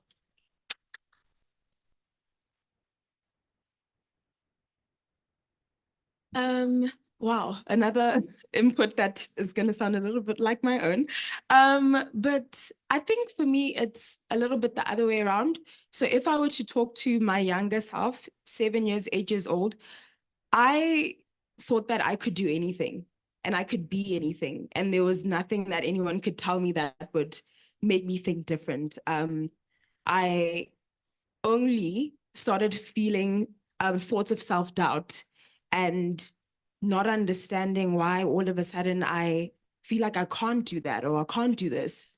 And it was only through growing up and hearing external inputs or criticism about me, about my beliefs, about my background. Only then I started to doubt myself. So I would tell my 8-year-old self that never stop believing in what you already know. You can be what you want to be, and all the dreams and all the crazy thoughts, no matter how silly or odd or unique or weird, you can fulfill that. And everything else that everyone says is just that, irrelevant. And yeah, that's what I would definitely tell myself. Yeah. Thank you. Awesome. Can we give them another round of applause? Thank you guys. You ripped me apart. I was trying to rip you. I played myself. Just before we go to the questions on the floor, maybe one more question. In what ways? Because I'm trying for us to get nuggets that we will apply, right? So I find that I learn more and better when I hear people's stories. So even if you've told us, if I ask you again, please forgive me. You came prepared, ma'am. In what ways have you been invested in your space, especially by women? If that's not a thing also, please let us know that in your space, there are no women empowering others. Growing up to where I am now, academically and professionally,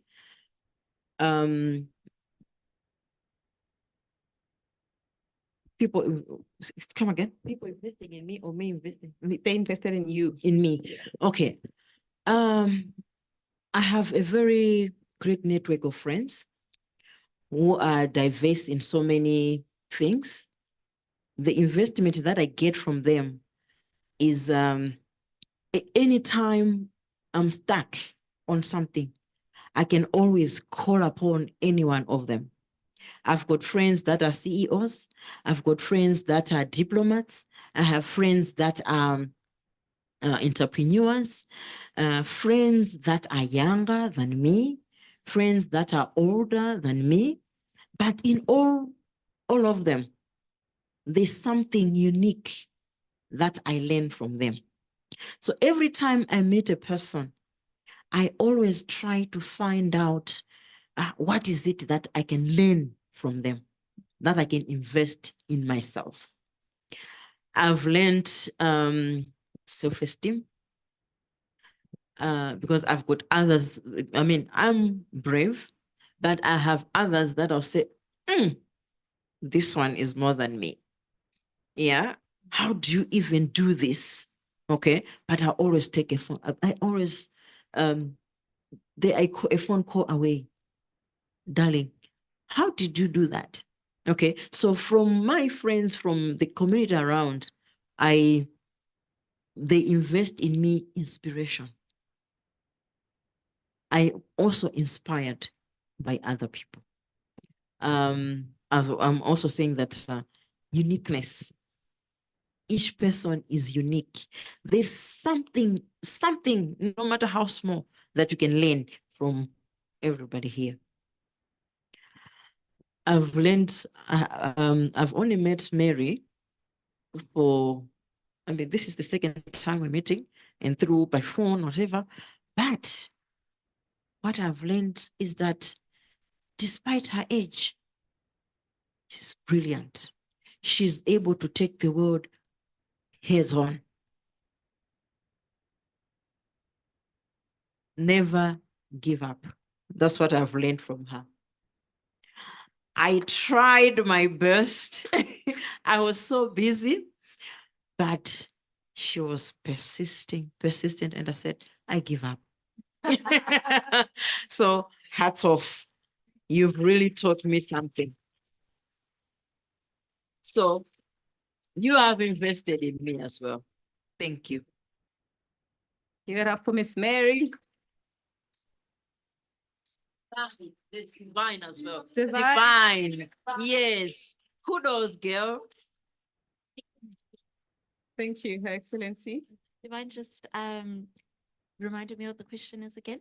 Okay, no, I don't mind. I'll do it. So in what way have other women invested in you in your path? Yes.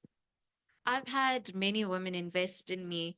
I've had the pleasure to be mentored by many women leaders, mentored from the beginning of my activism, where older women have seen the potential in me. Sometimes when I didn't even see the potential, and I'd ask, what do they even see in me? I've had women invest in me through conversations that have helped navigate certain decisions that I make. I've had women invest in me through propelling me in the direction of opportunity, and women mention me in rooms I'm not present in. I have had the privilege of being mentored by many amazing women. To date, one of my current mentors is a lady by the name Zama Ngobo. She is a founder of a legal firm that prioritizes the progression of women in the legal field. It's a 100% Black-owned, woman-owned law firm. And I've had women, simply having conversations with women like that have been an investment in me, and having those relationships with the women that I hold dearly in life have really been the greatest investment back in me. From my friendships, I've had the privilege of having friends that are older, that are within the same age group, where I've learned and I've shared, and I've also gotten my perspective widened by their perspectives. And also seeing the women that raised me invest in me by the way they raised me and their belief in me. Wow. Thank you. For myself, people that have invested in me, I mean, obviously my parents, as you grow older and you get to have the appreciation of time and what people compromise and sacrifice, you get to have a different appreciation of certain events in your life. When I grew up and I was in primary school, my father used to take us to a Saturday school, so extra class every Saturday. And now that I'm older and I want to sleep in on Saturdays because I'm tired and I've had such a long week, I have a far, far more deeper appreciation the investment that my parents made in me and the sacrifice that my father could have made. I mean, he could have done many things with his time, right? He could have said, I'm paying for school for you, and that's more than enough. So for me, that was one of the earliest investments that I recall that somebody made in me. And yes, there's a biological obligation, but I really think it came from a far deeper place. In terms of others, I mean, I've got great networks of women that I interact with. And I must say that I've had both men and women take a chance on me, even at a time where I didn't even believe in myself. I mean, my early career leadership journey, I was just like, I want to be a specialist design engineer. I want to be in the laboratory. I don't really want to be in this kind of leadership environment. And it was men and women who said, you have potential. And they gave me opportunities. They gave me not only the formal education opportunities to go and study and extend myself, but the opportunity to really be part of a conversation, to be part of making a decision. And I really want to make another point, maybe not directly from what you asked, which is the legislative imperative that really drives the inclusion of women in different conversation. If you look at South Africa, one of the reasons why we see a much greater rate of change compared to other environments is the legislative imperative. And I know there's a lot of you here that are in advocacy groups and that are in a diplomatic environment who want to be in parliamentary spaces. This is really a critical item that I think we must not take for granted. It's really been a big driver. And if today you look at a progressive country like the US, where there is a conversation about whether diversity and inclusion should still be an imperative for corporates, it's a stark reminder and a shock reminder to all of us that we need not take this for granted.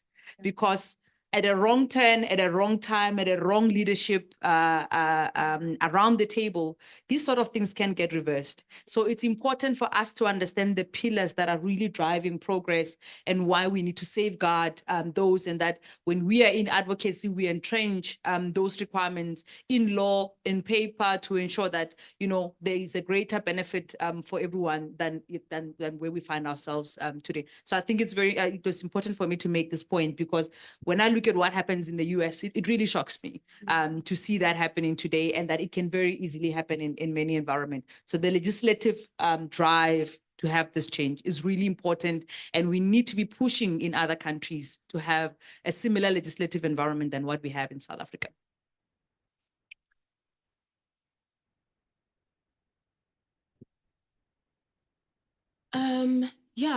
Like I said, in my opening remarks, there have been women that I've been very privileged to work with and still work with, that have really been the backbone of where I find my courage, where I find most of my energy to be brave. I think a lot of the time we often take for granted how even women such as yourselves on this panel, who have often been talking about how they feel like they haven't even felt like enough in moments, and have really leaned on other people to be that courage or pillar of strength for them. And I think that is for everyone. But I remember right after my internship here at the foundation, and once the internship was completed, and having a conversation with my mom around how I was terrified because I felt like all my best years or best accomplishments were done at 20, I think I was 23, which is insane because that's just not how life works. And feeling like I'm so scared because throughout my internship, all of my learnings and all of the things that I thought were bright ideas or impressive felt like they were coming from other people. And now I'm leaving and have to now get a job. It's not an internship anymore. And I just didn't know what to do. And I remember sending out applications every single day, having to write a motivation letter. I think I wrote like 10, 15 motivation letters. And at some point you're just like, I don't know what else to say about why I deserve to be here. But I say that to talk about how I feel like as women, even at my age, I feel like there is so much I can offer people. And just because you're young and just because you're not on this panel or you haven't accomplished the things that Mary has or Miss Mahola has, you still have something to bring to the table. And it isn't always about thinking about what other people can do to invest in you, but also looking at yourself and being and recognizing that the light you carry and you have something to impart on other people. And so really, I'd say the women who have invested in me have taught me that often the answers lie within me. And I just need to recognize that, or I've been lucky enough to be around people who have made me alive to that realization that the answers are already in me. Yeah. Thank you very, very much. Thank you to all of you. We're not done yet. We're still in the skies. I'm gonna invite other passengers now. Are there any questions in the room? I'll borrow you, Mama. All right, good morning, everyone. My name is Makisi Jose Maria Kouadio. I'm originally from the Republic of Cote d'Ivoire, and I am currently completing my master's in diplomatic studies at the University of Pretoria. I'm also completing an internship at the Embassy of Guinea, and I'm also a part of the Center for Mediation Africa. So this year, our master's class is just women. And that's obviously a big change because 20 years ago, in the diplomatic classroom, it would have just been men. So my question, I have two questions. My first question goes to Her Excellency, the High Commissioner of the Republic of Malawi. With the return of war that we're seeing right now and so much structural violence in terms of inequality, poverty, and in this man-run world, where do you rather see women in diplomacy changing this narrative? And my other question goes to the whole panel. What advice would you propose for fighting imposter syndrome? Because so many times we land in places, we earn things, we get in certain places, and we just end up being like, oh, how did I get here? By luck. We end up thinking we're lucky and we don't deserve those things. And that voice is just constantly there. So what advice would you suggest to fight that voice inside? Thank you. Thank you.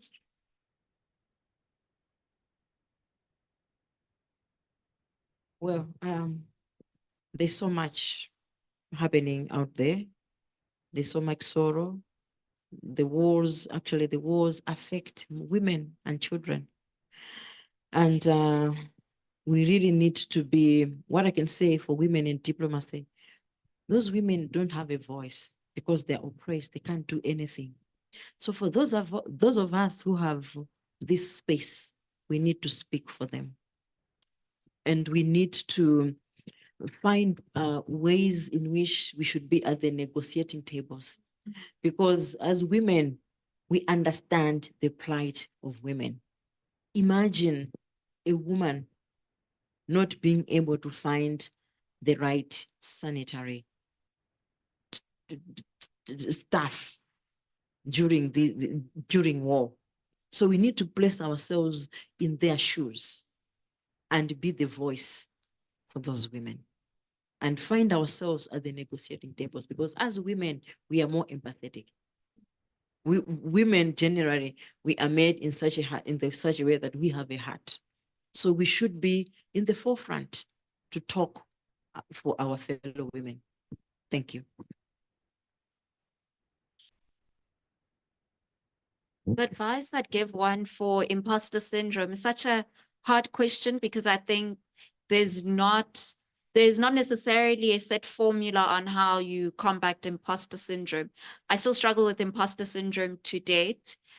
It's so bad to a point where each time someone even reads my profile, I feel the sense of discomfort where I even ask myself, you don't have to read the whole thing, just summarize. But I think someone once told me that, because I remember saying to someone that last year I really battled with imposter syndrome, and someone said to me, imposter syndrome is you kind of being your own enemy and boxing yourself into a box that limits you, because now if you can't own your achievement, how are you going to see yourself fitting for achievements greater than your current achievement?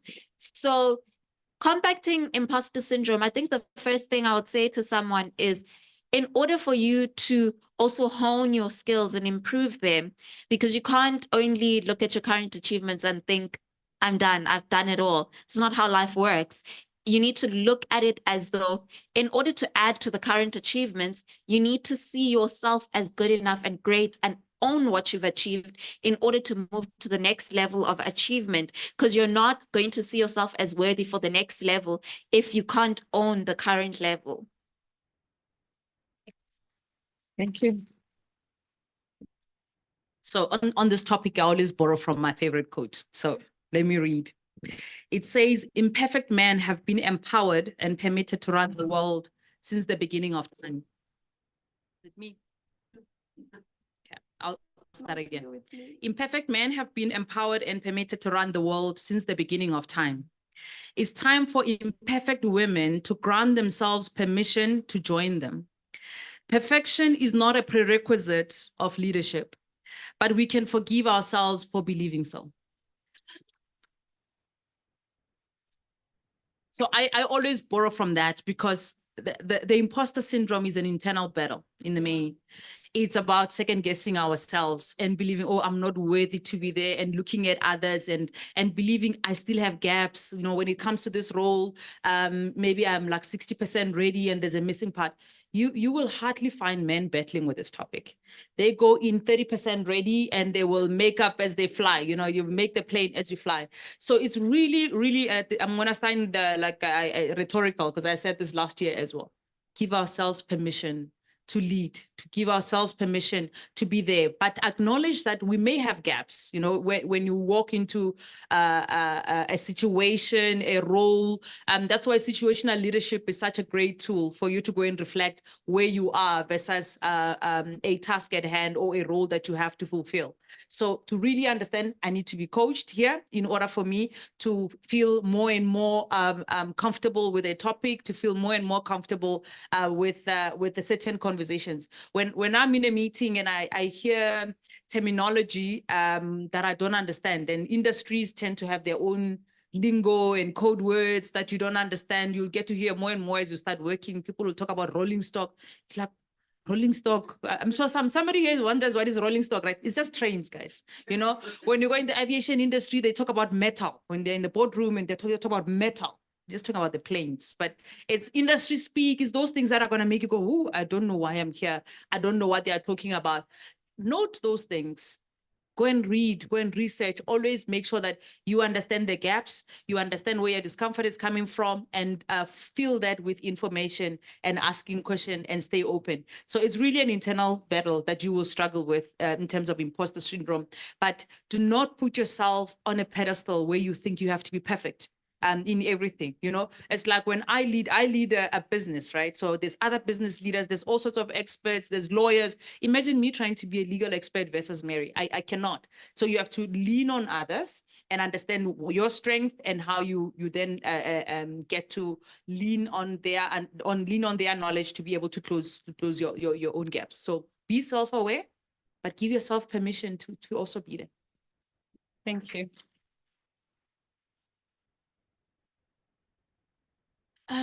First, I think I want to touch a little bit on what's happening in the world. Thank you for your question. I know it was for the ambassador. I just want to chip in. But I'm glad you asked that question, because then it allows me to kind of touch on something that I was wondering whether I should talk about, if it kind of fits into this discussion, but about how where we find the world right now, it is devastating. There is an amount of pain and death and horrible, things happening at such a massive scale and all at once. And I feel like in whatever sector we are in, it is our responsibility to be an activist no matter what room you walk in, no matter if you're a teacher, no matter if you're a lawyer, an accountant. I feel like injustice is so rife, and the onus is on us who have some sort of position to make any sort of change, to find that area or that gap where we find injustice and to work in moving the needle forward so that that barrier is no longer there. And to touch on imposter syndrome, I think that that's something that everyone constantly works on and has to work through. I've heard it from people like Michelle Obama, who I've felt like have done so many amazing things and have superpowers and are everything. I feel like it's something that is always going to haunt us, but it can also be a motivator or a thing that ensures that we stay humble and we constantly try and improve ourselves. In whatever, position you are in, I feel like there's always room to grow. And of course, we are worthy to be in places that we are, but we also need to realize that in order to sustain those positions and in order to progress, we do need to work harder, read more, have more conversations with people that, you may not have thought to be valuable to you or the work that you do. And so I would say that, no, I don't have any strategies. It's just to push through. Yeah. Thank you very, very much. I think the one thing that I am taking away so far from this is that I'm dealing with imposter syndrome as I'm here. Like, yeah, my inner voice is dealing with me. Like, hey, what about this? What about that? No, you're not sitting properly. So yeah, I'll give myself permission to be comfortable with who I currently am so that I can see the next version. We're going to take one question online if there's any. There are no questions. Okay, so we'll take one more question on the floor and then briefly we will wrap it up. If you have more questions, of course, our speakers are still with us and you will find the opportunity rather to engage with them. The mic is supposed to go this side.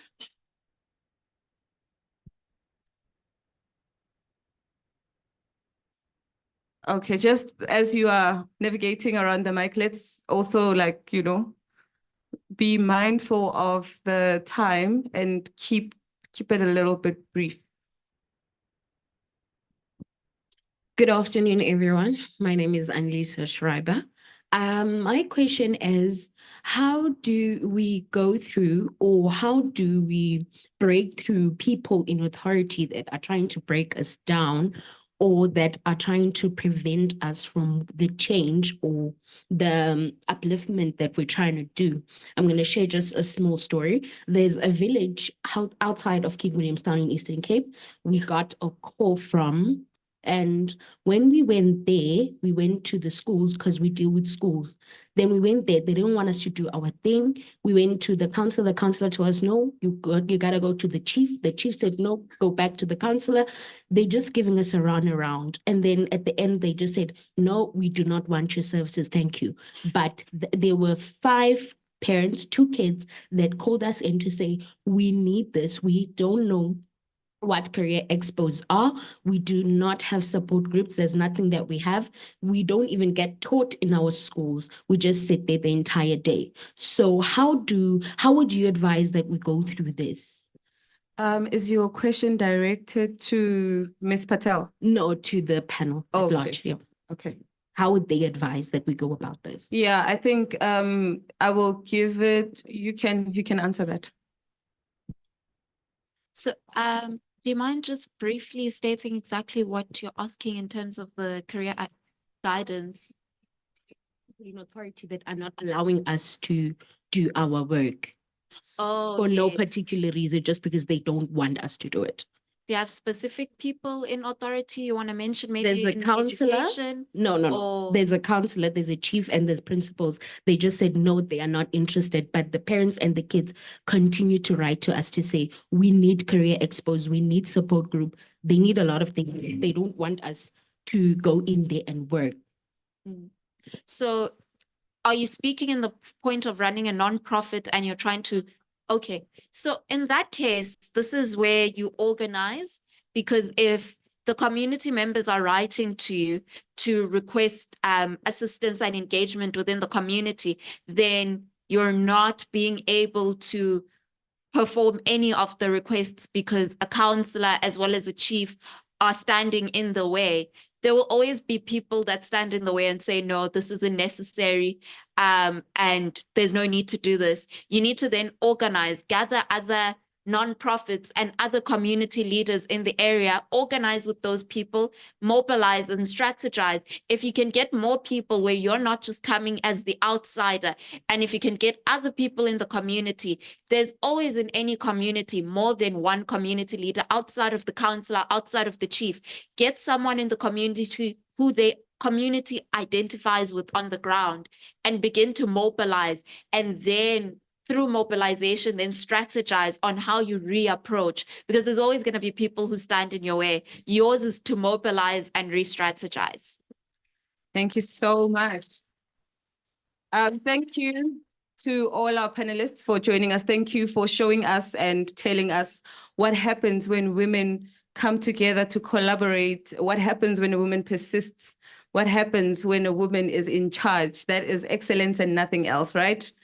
You guys are, for me, the true epitome of what we mean at the Ali when we say nothing for us without us, nothing about us without us. Let's give them all another round of applause and you're released. Not on budget. We are not on budget.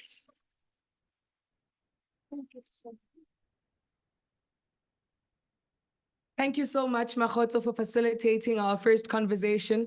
I must say it was very interesting and quite an interactive one. May we please give her a round of applause.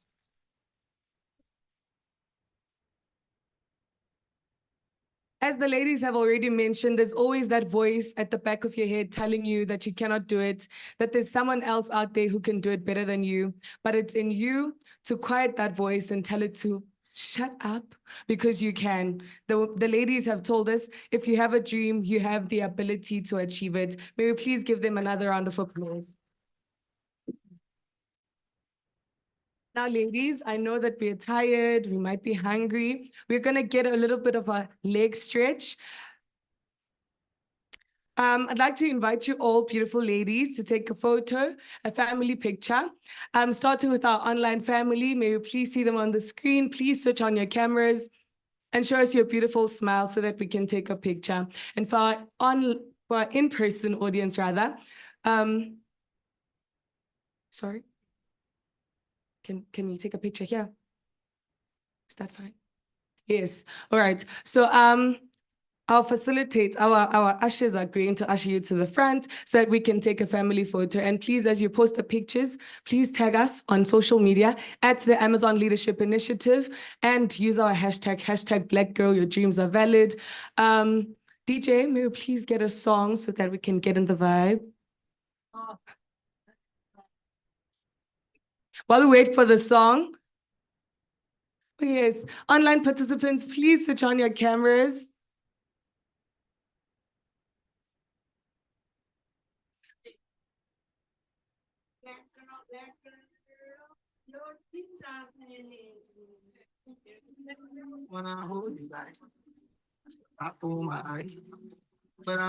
Please switch on your cameras so that we can take a photo.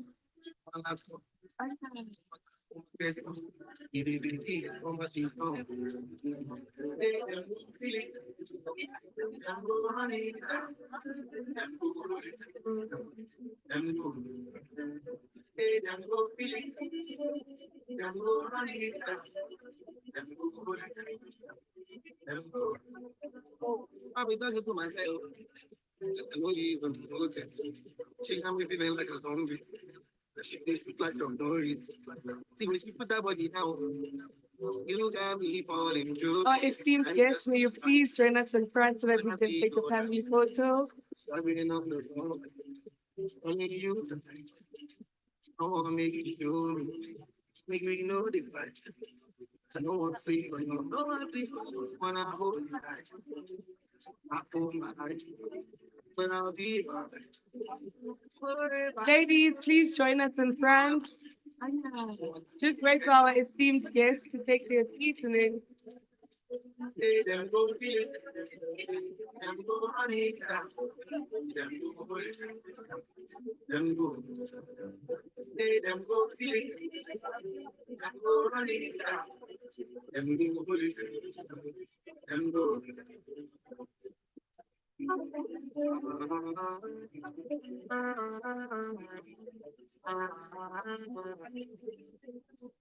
please come through.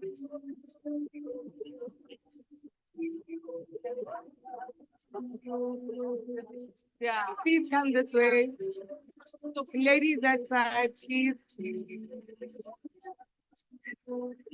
Oh yeah. Please, let's all go to the front so we can get our family photo. Let's all go to Divine. Divine, raise your hand for me, please. Thank you. We're all walking to Divine. DJ, some music, please. Can we have a few girls who are able to also bend and sit on the floor? If you can, please come through. We are all going to be in the picture. Only you tonight. I wanna make you feel me. Make me Some know can the stand fight. behind. I don't want to sleep We're alone. just going to ask the tech team Wanna hold you back. to bring the projector up Oh for my. a few seconds just for the But I'll picture. be forever. My last one. Please come through the space. There's space. Please take the projector up if it's possible. There is more space at the back. Please just wait for the projector to be taken out.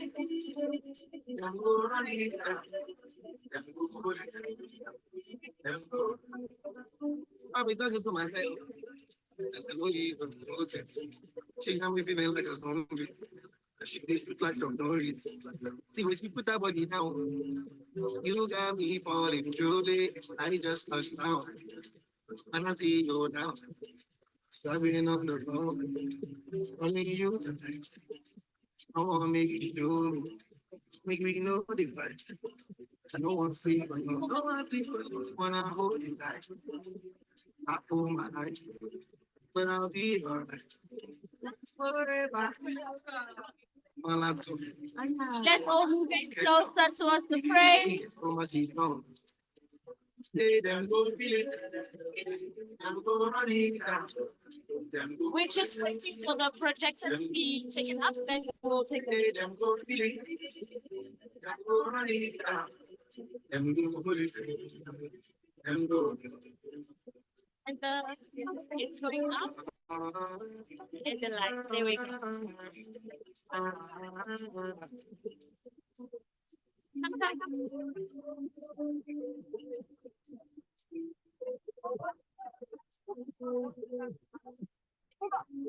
Let's all look at the camera, ladies. Ladies, please give us your best smile. Face in front. Say Diali. Diali. Say Black Child. Your dreams are valid. Your dreams are valid. Say it again. Your dreams are valid.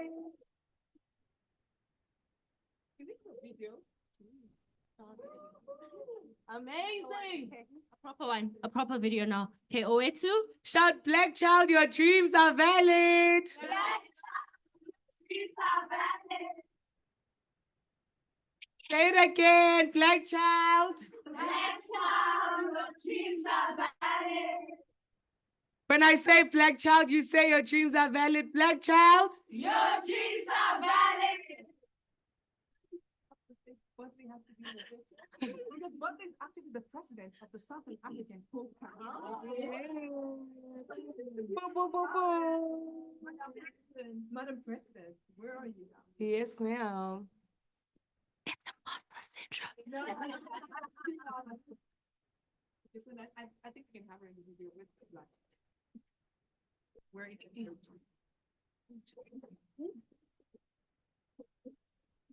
When I say black child, you say your dreams are valid. Black child. Your dreams are valid. Black child. Your dreams are valid. Black child. Your dreams are valid.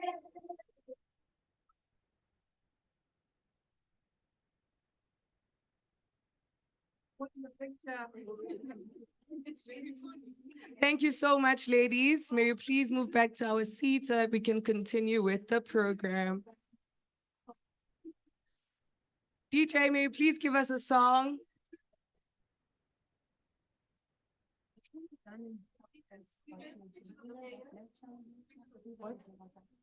I know, that's what I'm going to do.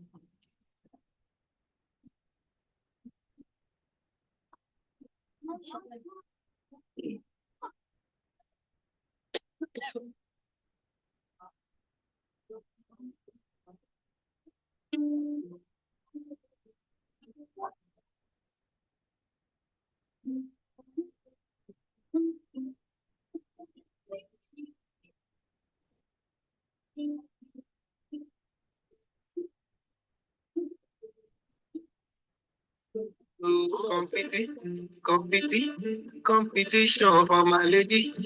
Oh no, but she got everything when I need in a woman and more. My lady, if you see my lady, oh, it's not the one. You go know say people fight. You go know say God design in a LLA. Oh, na LLA. She na yashu, he like my dress. She na peso, he like actress. I say nobody be contest you. Oh, my baby. She na yashu, she na peso, she na peso. I don't be made to. Nobody be contest you. All facilitators. Get up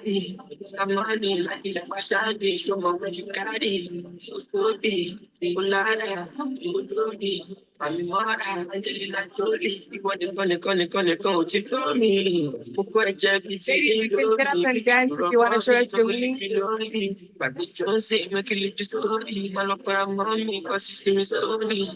Watch out, emotion to watch out. Only problem you wanna laugh at me. All I do is me matter for me. Thank you so much. How are you feeling now that we've gotten a bit of a leg stretch? Ladies, how are you feeling? I'm not getting excitement from the audience. How are you guys feeling? Are you feeling good? Are you sure you're feeling good? If you are sure, please shout, my dreams are valid. My dreams are valid. Awesome. All right, before we continue, I attended the ALI Annual Leadership Forum last year, and the host was Ms. Bunte Moloi, who is a 23-year-old young female leader from South Africa. And as Ms. Mary has mentioned, she is the president of the Southern Africa Caucus for the African Network of YFLs since 2023. And she made us play one icebreaker that I absolutely loved. And I'm going to ask everyone to stand. I know you just sat down, but I'm going to ask you guys to stand so that we can sing. All right, so I'm not a good singer. Miss Buntle is, but please bear with me. Okay? So I'm gonna sing and then you're gonna say it after me. All right? Black child, black child. Black child, black child. No. Black child, black child. And then black child, black child. Right? So black child, black child. Black child, black child. I'm a black child and my dreams are valid. Hey, with more excitement, please. Say, I'm a black child and my dreams are valid. Hey. You can add some moves. I'm a black child and my dreams are valid. I'm a black child and my dreams are valid. Black child valid dreams. Black child valid dreams. Black child valid dreams. Black child valid dreams. That is amazing, ladies. Please give yourselves a round of applause.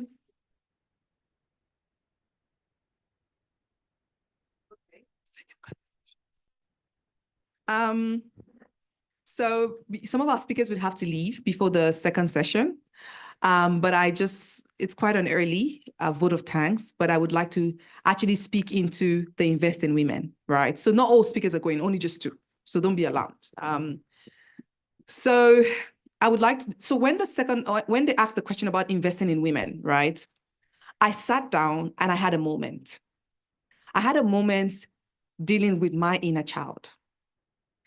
And I'll tell you how.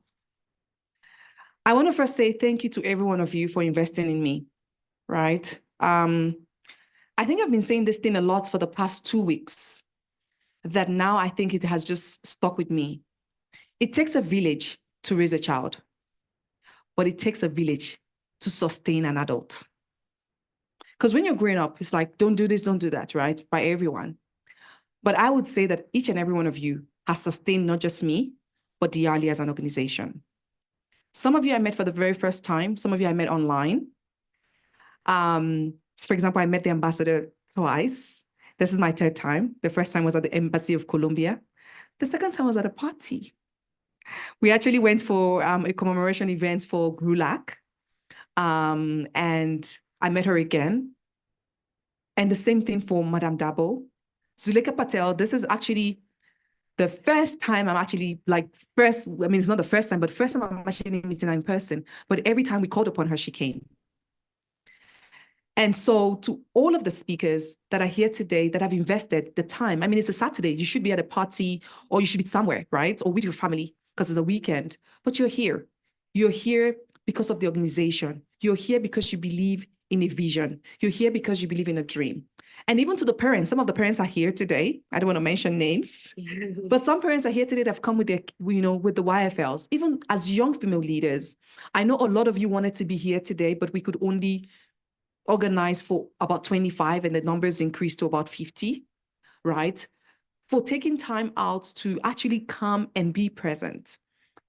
Teachers we have the early school chapters, and we also have teachers who are here. I also don't want to mention names. But it's just fascinating to actually see that all of you have not just invested in me, but in the organization. You've not just invested in the associates that have actually done the work. You've also invested in yourself. And so I think that the team of the year investing in women and asking the question and just hearing Ambassador talk about how, people have invested in her. The universities have also invested in me. As some of you know, I'm doing my PhD. And last year I had to defer because I just couldn't do it. I was just not in the mental space to do it. But I think instead of getting kicked, downs by people like, I don't think there's anyone who I told I wanted to defer for 1 year who said, oh, no, you shouldn't. They're like, if you want to do it, do it. And because my scholarship was for 3 years, meaning that my third year, I wasn't going to get, after the third year, no one's going to pay my school fees. This year, no one was going to pay my school fees. But then a professor of the university took it upon himself to pay for my school fees for this year.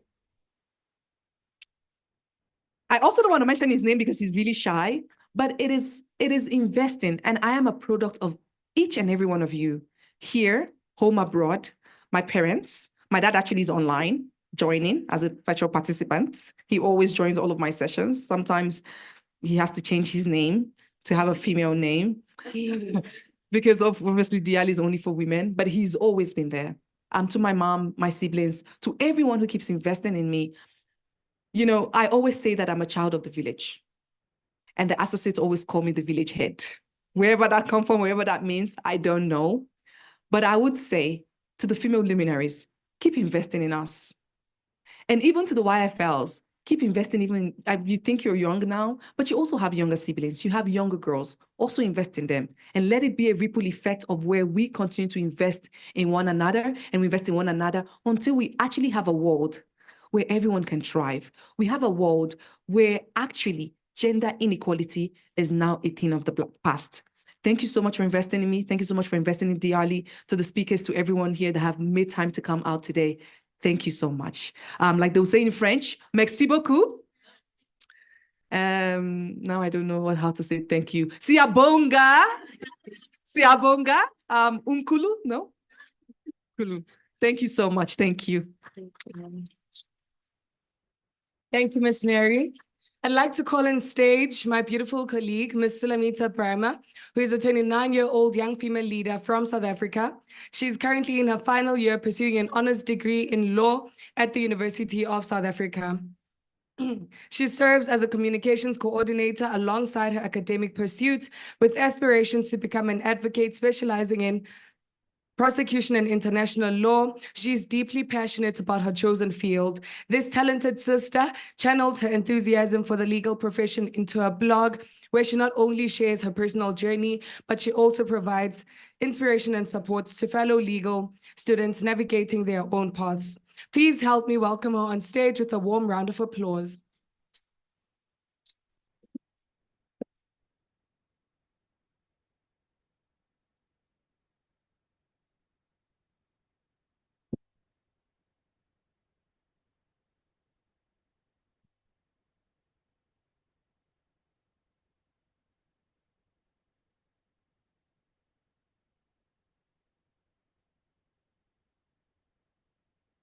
Good afternoon, everyone. Hi, how's everyone feeling? Tired? Okay, we're almost there. So I know flights have a bit of turbulence and it really makes me nervous. So for today, I'll be the captain of the Alley cruise ship, right? So let's imagine we're on a cruise ship about to dock at an island, because by the time we actually dock, it's going to be lunchtime and we're going to have some food. So we're almost there, please. So I would just like to mention that everybody looks beautiful. You all look very good. Please give yourselves a round of applause. And I would like to start off by saying that it is an honor to be standing before such remarkable, outstanding, and such inspirational guests, change makers, and leaders. So bridging the intergenerational divide is a conversation that is evolutionary, an exciting one too. We are all ready to captivate vital points that are to be shared by our leaders. And to set the tone of this first intergenerational conversation is no other than a woman who is a lawyer by profession, with 16 years experience working in the women's rights sector in Zimbabwe. She also holds a master's in women's law degree. She has an interest in advancing gender equality in governance, human rights, and natural resources. She believes that intergenerational mentorship provides young women to leverage the lessons and successes of senior women. Ms. Fadai Precious Trekino, she's online. I'd just like to know if she will be presenting. No? Okay. So we're going to move right along into our conversation.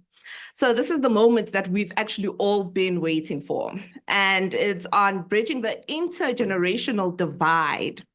We have three extraordinary leaders that will conduct the session by guiding us with phenomenal enlightenment. Now, Ms. Santo Dabo graduated with a bachelor's degree in economics at the University of Buffalo in New York. She obtained a master's degree in management at the University of Maryland. Mayor Dabo began her professional career as a financial associate with Citibank NA alongside other outstanding ventures. She established One Child, One Chance, an NGO in New York with a mission to end poverty in the world. This is just extraordinary. She also established Mom's Green Hearts, a brand that provides a variety of products made in Africa. Oh, and interestingly enough, before I even dive into that, I'd just like to share. When I was in grade 1, I started grade 1 not knowing any other language but Portuguese, which is my home language, right? So I couldn't even ask the teacher, "Oh, ma'am, please, can I go to the bathroom?" Or, simple stuff like that. So I don't even know how I made it. So Mayor Dabo, interestingly, speaks 5 different languages fluently, guys, please. How amazing is that? How amazing is that? How many, I'd just like to ask, how many of you can speak over 2 languages, more than 2 languages fluently? Wow, okay, very impressive, very, very, very impressive. And her motto is your presence matters, Ms. Davo. Your presence matters to us. You are extraordinary. Please give a round of applause.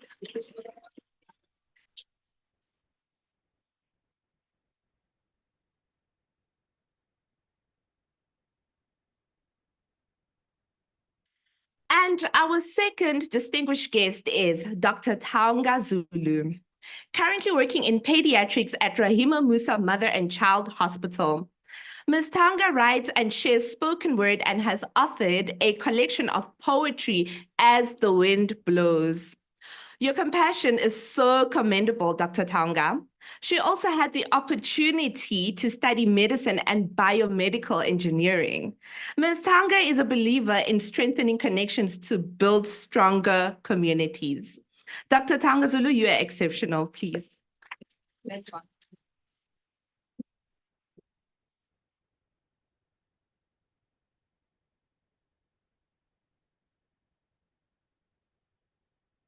Our third distinguished guest is Mrs. Lorato Murapedi. She has 20 years experience in transformative business leadership. She is a strong advocate for women and youth socioeconomic inclusion with focus on governance, environment, and sustainability. She is currently the chairperson of Youth Alliance in Leadership and Development in Africa. In recognition of her excellent leadership and contribution to the corporate world, she was recognized as one of the 2019 top 100 CEOs in Africa and Botswana, alongside her many brilliant achievements. Her motto is, I have the key. Mrs. Lorato, what an honor. We are ready to unlock all doors. She'll be joining us online.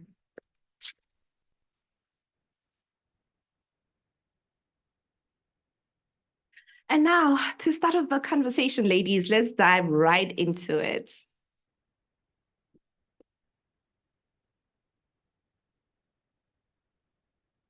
To begin, the question that I would like to ask to start off the conversation, ladies, is what are the challenges that that is faced, or the factors that is faced with bridging the intergenerational divide today? What are the challenges that we face with that?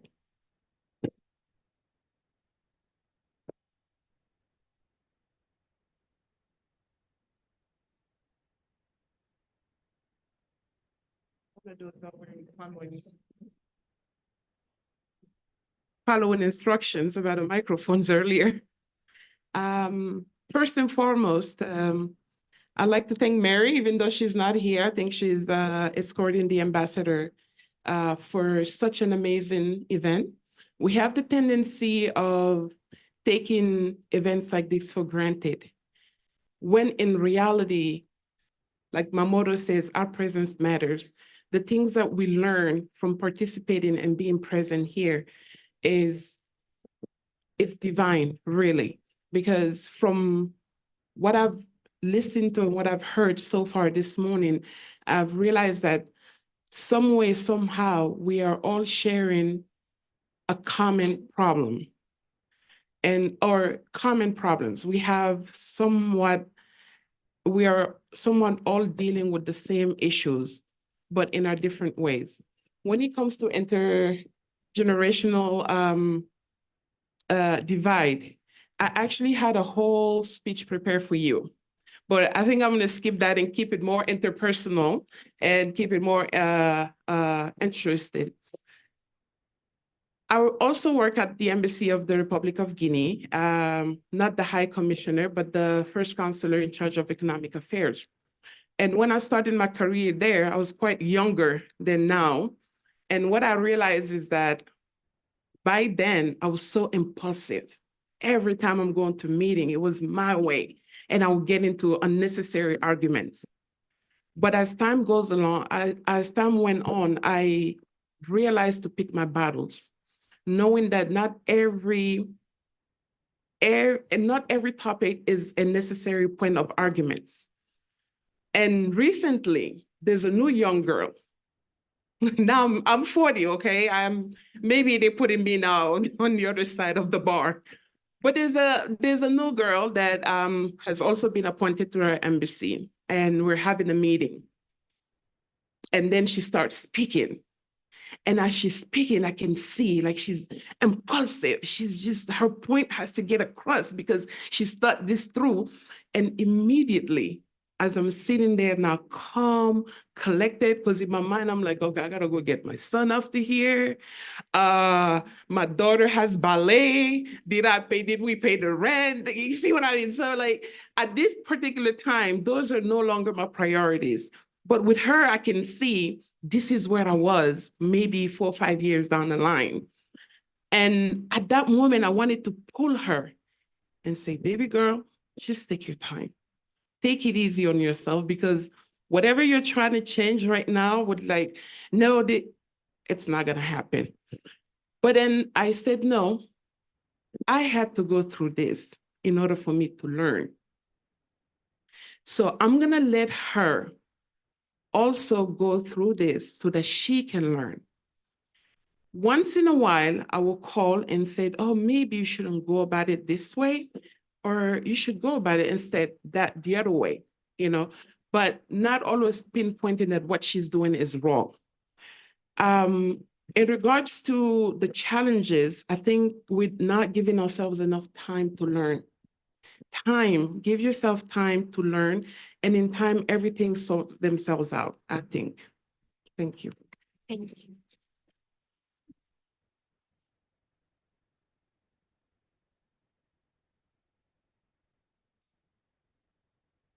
Can you hear me? Okay.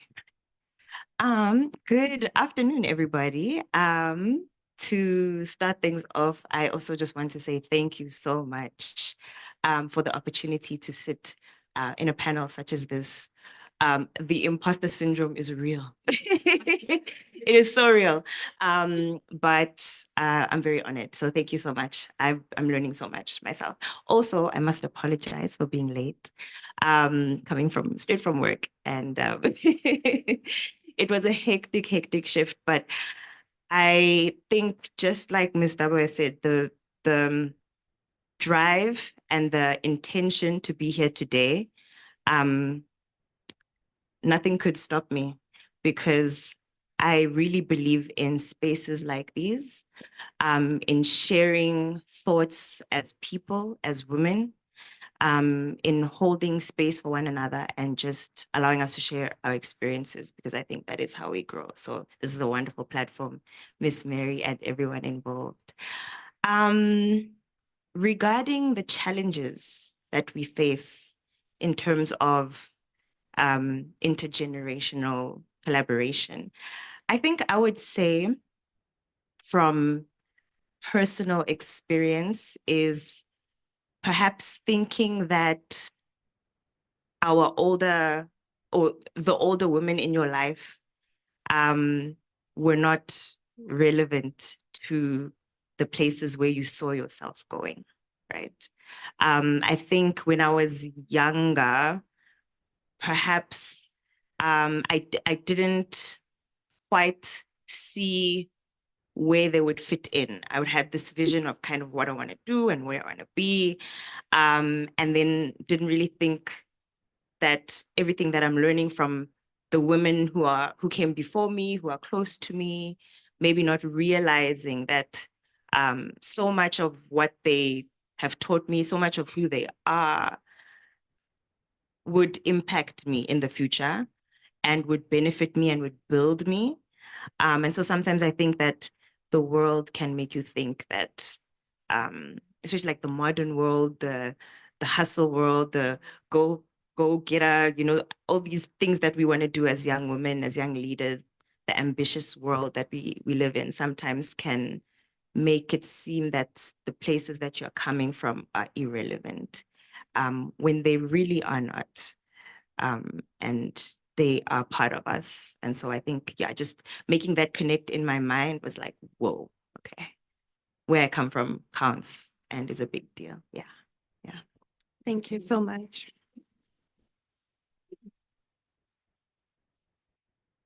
So before we give a chance to Mrs. Lorato Marapedi to speak, I'd like to ask our online community to please send their questions in the chat box. Please state your name and where you're from and your question, and then I will come and read the questions out. To Mrs. Lorato Marapedi.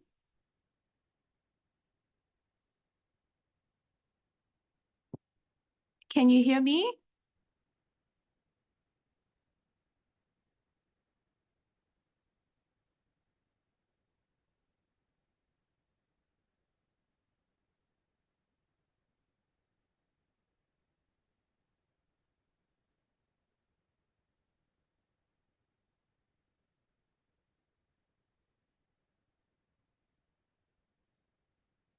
Ms. Lorato, you're muted. Yes, can you hear me now? Can you now me hear? Can you hear me now? Yes, we can. Okay. Once again, good afternoon, phenomenal women. And thank you very much for inviting me to be part of this powerful conversation. And apologies for me for moving from one place to the other. I'm sure you realize that I'm right at the farm. So I was trying to look for a good spot that will not be destructive to other viewers. For me, I would like to answer that question from two perspectives. So the first one is that women at different generations tend to have a preconceived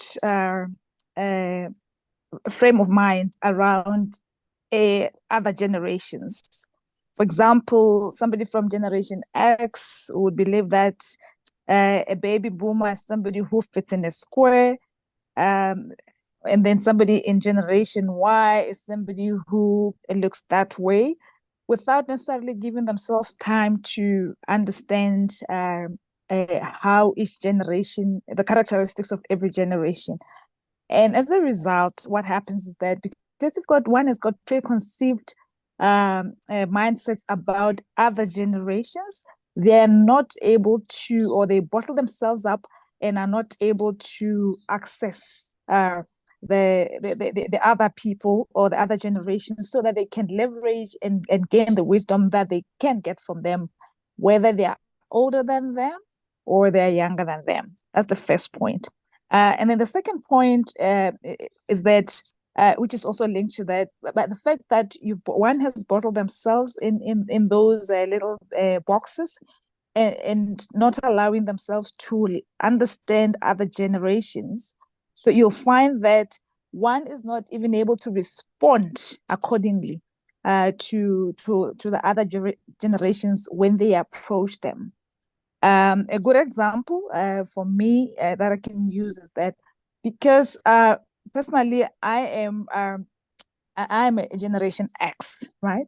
When I joined, became one of the senior managers, or came in as a CEO, to be particular, and I got into an environment where there were baby boomers, there were a good bunch of Generation Y, because I've had taken time to understand how the different generations behave and how they would like to be dealt with.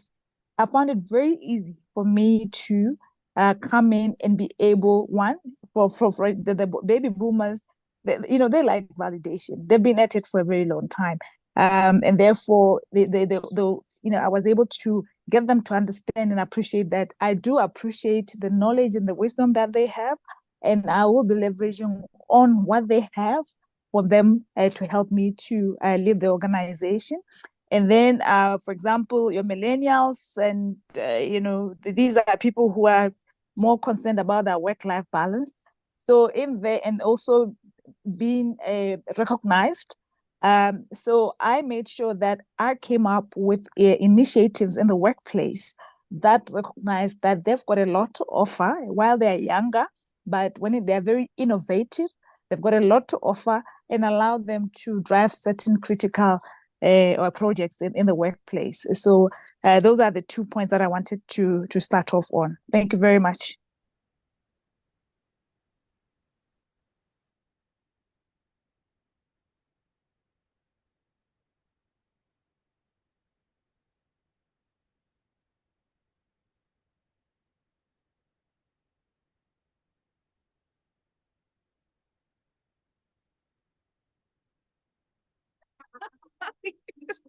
Which bag? Black child. Your dreams are valid. Okay, guys, I know we need to eat. I really do know we need to go here, but we are almost there. My distinguished guests, your comments were truly inspirational. Thank you so much. But let's dive right into the questions. Yes, so I'll be picking, okay, a few hands in our audience and then a few on our online. Can we please share the screen so I can see if there are questions online? Okay, so I think we'll start with our online questions and then we'll come to the audience just to give them a chance also.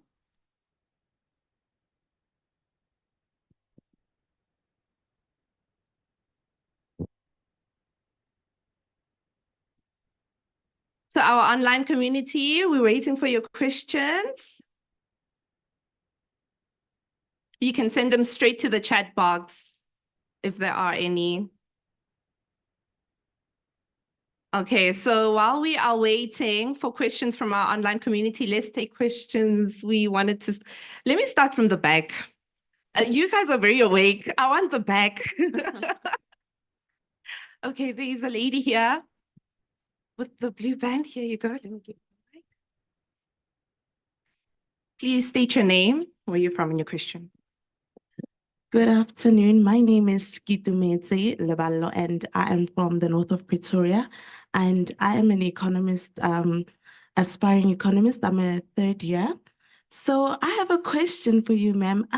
As an economist, how did you navigate your way through? Because as I'm a student currently, and I get a lot of advices that you need to actually study, you continuously studying in order to be certified an economist. You constantly need to push yourself, and also once you are a fourth year, it's not really easy getting a job. So how did you actually navigate your way through your journey of studying in order to be established in the economics field? Because as one person who comes from a very underrated university, it can really be hard for me to navigate and see myself as a better economist in this world. Thank you. Thank you for your question. Well, thank you very much for your question. I have a BA in economics, and let me start by saying that I didn't start there. I thought I wanted to be a chemist first when I started my college years in Buffalo, then from being pharmaceutical and so on, until I took this one economics class, and it made sense because supply drive cost and it made sense to me at that particular time. And looking at Africa or Guinea in concept, I always chose the absolute advantage concept for my country, which later on I found out that really, it's not the way to go. But how I was able to navigate, it's to never lose myself. Always remember who you are. Even though I am an economic, I think that was one point that my previous peers completely laid out, is that no matter what changes around you, as long as you're true to yourself, you're capable to navigate through. And you just use the outside environment to just be an incentive to better yourself. As an economic major, but then I did a master's in management for nonprofit organizations because that's what drives me. The idea of helping, the idea of being a source of inspiration to others. So yes, with my bachelor's degrees in economics, I'm able to understand clearly what is needed for the development of my country, of Africa. But then in addition to that is my passion to actually help, to be present in other people's lives. So I'm not just in it to make money for myself or anything like that, but I'm in it to better a generation as a whole. So your drive, stay true to yourself and use the changes that is happening around you. For instance, now we're talking about AI. How are you using that to your own advantage? How are you preparing for what is to come? So just be true to yourself and know who you are no matter what is happening. No trouble. Thank you so much for that. Any other questions at the back? At the back? I want them at the back.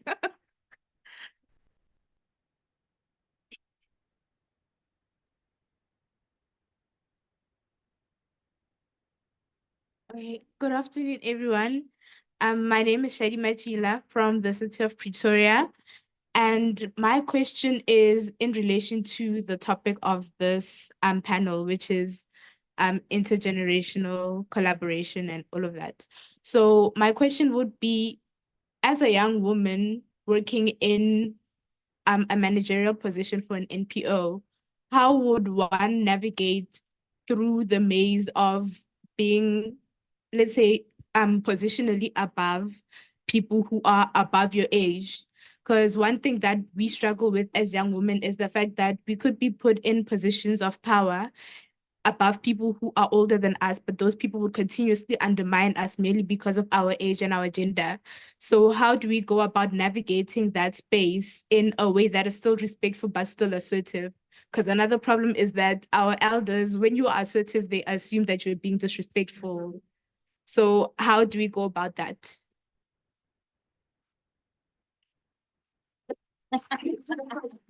Thank you so much for your question, Dr. Tanga. I think this one's for you. Okay, I'll take this question. Okay, I'm not a leader of an NPO, but I've definitely worked in spaces where people, where you end up being leaders or supervisors to people who are your elders, right? And it is difficult. It's not easy, you know, as I think as women, as Black women, we are socialized to be respectful, to be submissive, and anything outside of that, like you said, you're being disrespectful, you're being bossy, or you just, yeah, you're just speaking out of turn. But I think what has helped me is this actually kind of goes back to my previous point or my response to the first question, is that sometimes we think that those managerial positions look a certain way because a certain type of person has always held that position. We've always seen a certain type of person in that position.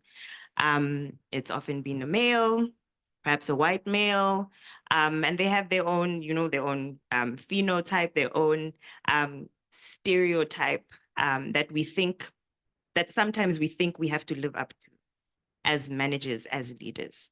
And so it brings me back to, I think also what has been said in the panel is that if you remember to stay true to yourself in being a manager, in being a leader.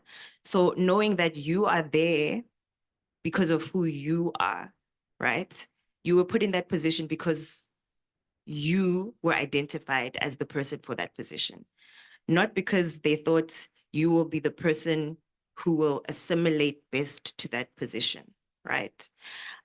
Which can be difficult, but staying true to yourself. And for me, I think what has helped that is looking at my mothers and my grandmothers and them reminding me of who I am.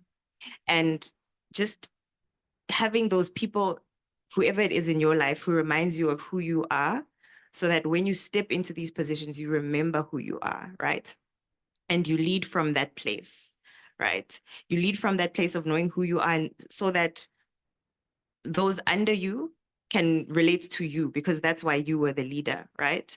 And so I think oftentimes it will be met with resistance just by the fact, by virtue that you are young and you are a woman, you're a Black woman, there will be resistance in having people under you. But I think what helps is remembering who you are and staying true to that. And it takes practice. It's a journey. It's not easy, like from the first time. But I do think with practice and with reflection, it gets easier. I hope that helps.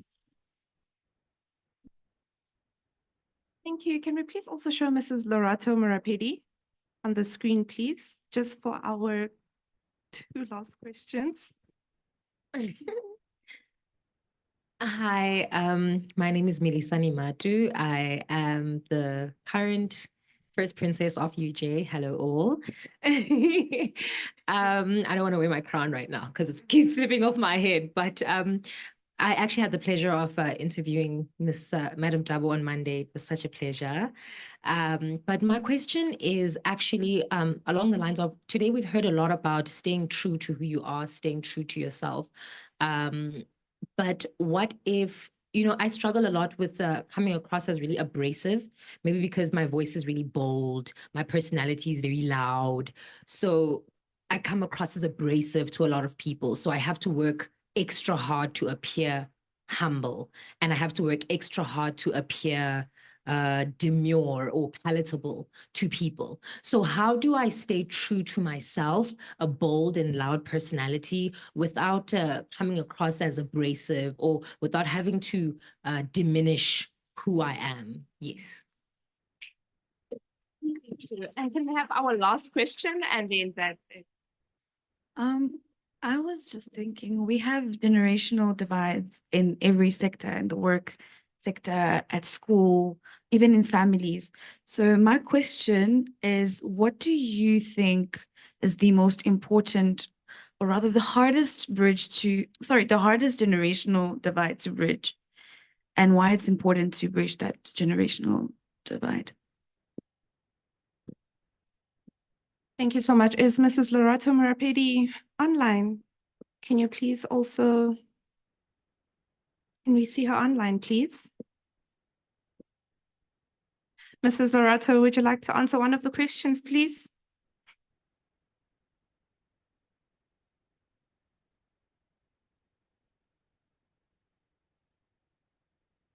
There we go.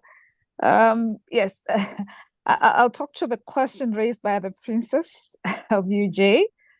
It reminds me of a colleague that I came across who came from, I think it's Ghana.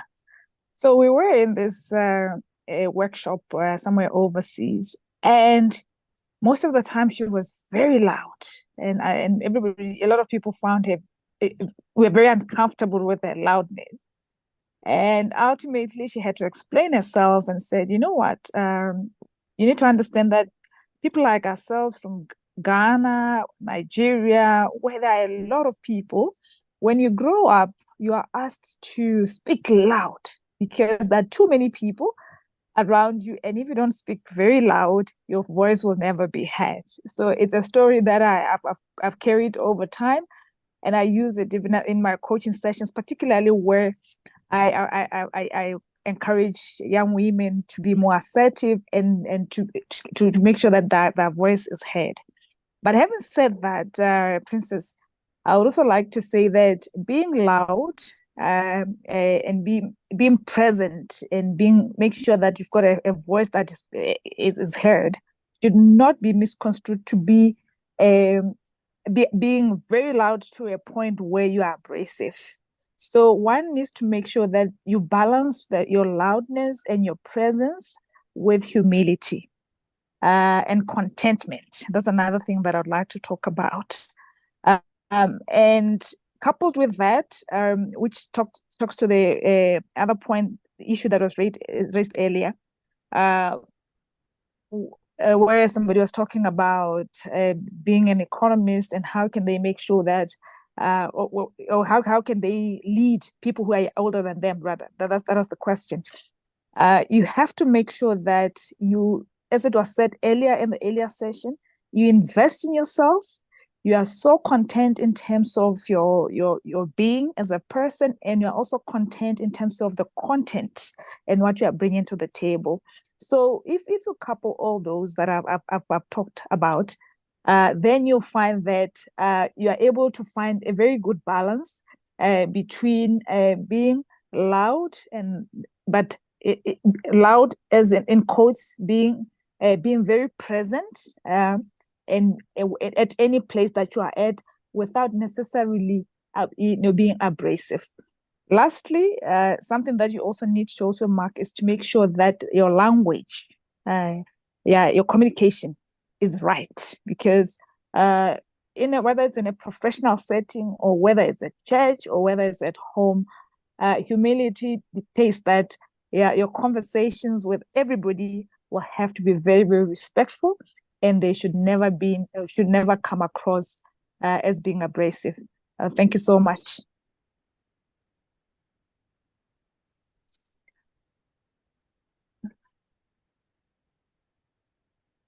Manje, shara leyo I think wallet. Yenza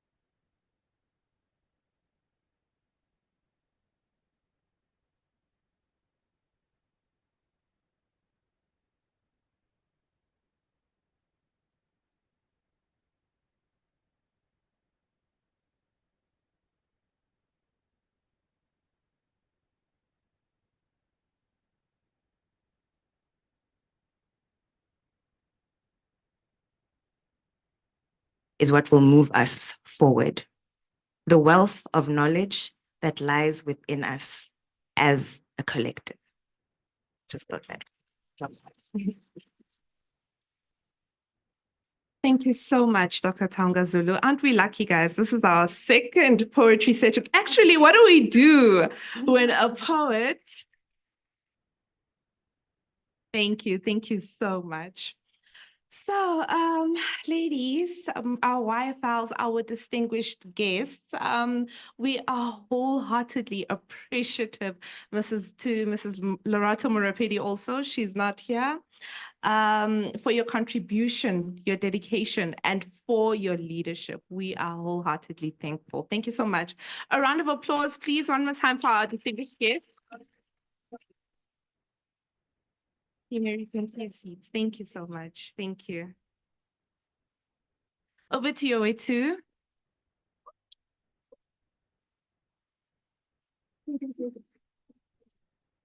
That was absolutely fantastic, Sulamita. Absolutely loved the energy and the engaging conversations that we had. May you please give her another round of applause. To our online participants, may you please let us know how you're feeling about today's event. In the chat box, please write it down and then we'll read it. Don't forget to tag us on social media at the Amazon Leadership Initiative, and please use our hashtags, hashtag IWHM, hashtag the Ali Digital Memoir, hashtag Footsteps, hashtag Women History Month, hashtag Intergenerational Co-Leadership, and hashtag Black Girl, Your Dreams Are Valid.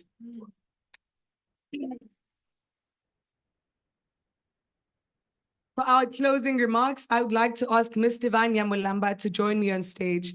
Ms. Divine is a dynamic 27-year-old young female leader hailing from the vibrant Democratic Republic of Congo. This brilliant woman wears multiple hats with finesse, from being a dedicated researcher, a compelling author, and an inspiring French lecturer, to a visionary entrepreneur, a Christian podcaster, and a compassionate philanthropist. Please hear me out. She writes, she speaks, and she educates. What can this woman not do? She currently serves as the stakeholder and engagement associate at the Amazon Leadership Initiative, an acclaimed women-led organization driving impactful change through mentorship, leadership training, and gender empowerment. She has the mind of an entrepreneur as she pioneers her own business, the Psalms of Karen, a self-publishing house, amplifying diverse voices and narratives through editing and translation. And she also co-leads a nonprofit organization called Citizens of Change that is based in Kolwezi, Congo, which seeks to address hunger and malnourishment among children through various relief projects. This surely tells us a lot about the heart that she has, which is a heart to serve. I don't know a lot of people who got their PhDs before the age of 30, but Ms. Divine happens to be one of the very few I know, as she's completing her PhD in political sciences at the prestigious University of Pretoria.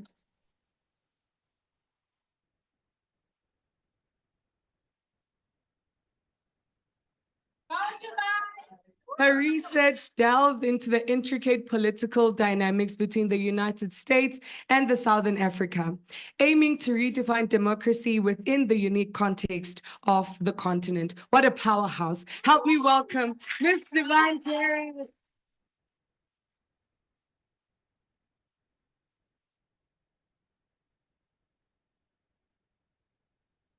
You know, I listen to my own bio and wonder, where do I find the time to do all this? Really? But one of my favorite times is actually the time that I spend in Diali, the Amazon Leadership Initiative. The reason why we are all here this afternoon. Haven't you had a great time? Yeah.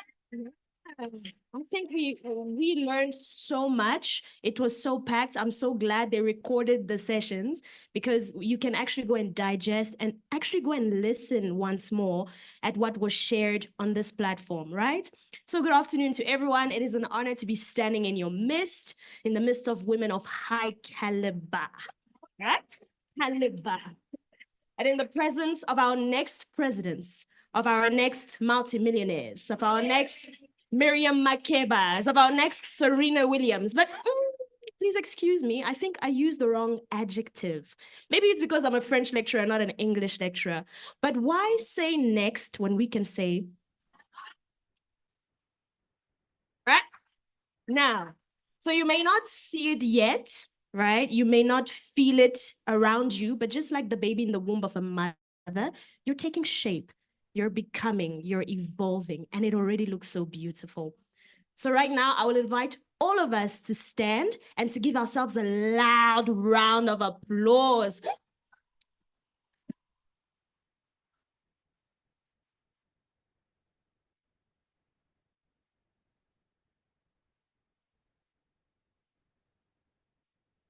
While you're standing, I want to tell you this, no matter where you are in life, whether you are pushing through to take up space or you have already become one of the women who are making space for others to enter into those platforms, I want you to know that you are the bigger picture, right?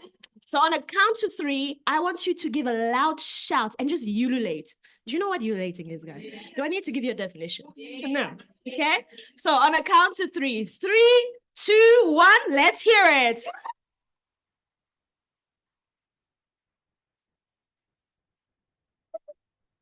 Thank you so much. Thank you so much. You can have your seat. Our speakers, wow. Wow. Can you look at your neighbor and say, wow? You really set the bar high for the rest of the year. I think the next speakers might feel a bit of pressure when seeing our invitation letter. Like, am I sure I'm up to this? You know, thank you for sharing your 2 cents with us on investing in ourselves, investing in others, appreciating the gift of time, appreciating the gift of mentors as well. People we admire, people that we look up to, right? The people who take the time to see our potential, right? And to dream big, to not be afraid to access opportunities, to not be afraid to create those opportunities for others. The list is long, right? But overall, thank you for just being you. I think that the world would not be what it is today if women did not decide to just be themselves, right? You are, like what Miss Makololo told us, the pillars driving progress, right, in our orbit. So hats off to you. Another round of applause for our speakers. So our digital memoir team, the majority watching me online, who spent sleepless nights. If you have never seen sleepless nights, try us, guys. Who spent sleepless nights to ensure that we have evidence of meaningful stories from women across generations, women across the continent, specifically Ms. Grace Kitoti, Ms. Ashinga Kena, Annette Sakala, and of course, our Diali mom, Miss Mary Izobo. Thank you all. Thank you all. Thank you for stepping out of the box. You know, whenever we hear about digitalization, we think we can only hear it in the tech spaces and not the leadership spaces, and not the diplomacy spaces. But you showed us today that it is possible to reconcile digitalization and intergenerational exchange. And we thank you for that. So we've come to the end of our event. Someone there saying, thank God. But like Miss Ashieng told us much earlier on, this is just the beginning, right? So we want to encourage you to live your story, to write your story, to not be afraid to share your story, but most importantly, to take pride in your story. And what's the name of our digital memoir? Does anybody remember? Footsteps. And what does that tell us? It tells us that you need to take it one step at a time. It's as easy as that, right? You are a leader, and that's a great start.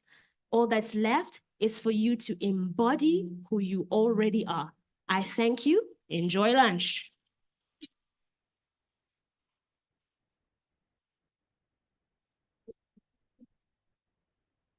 Thank you so much, Ms. Divine. Your hard work and your efforts do not go unnoticed. We are grateful to the whole The Ali team for the time and the effort that were put into organizing and planning this event. May we please give her another round of applause.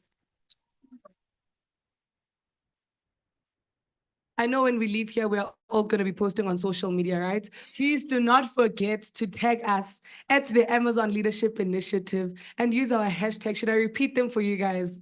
Should I repeat them for free? All right. Hashtag IWHM, hashtag the Ali Digital Memoir, hashtag Footsteps. I see someone writing. Should I slow down? Hashtag the Ali Digital Memoir, hashtag Footsteps, hashtag Women History Month, hashtag Intergenerational Co-Leadership, hashtag the Ali, and hashtag Black girl, your dreams are valid.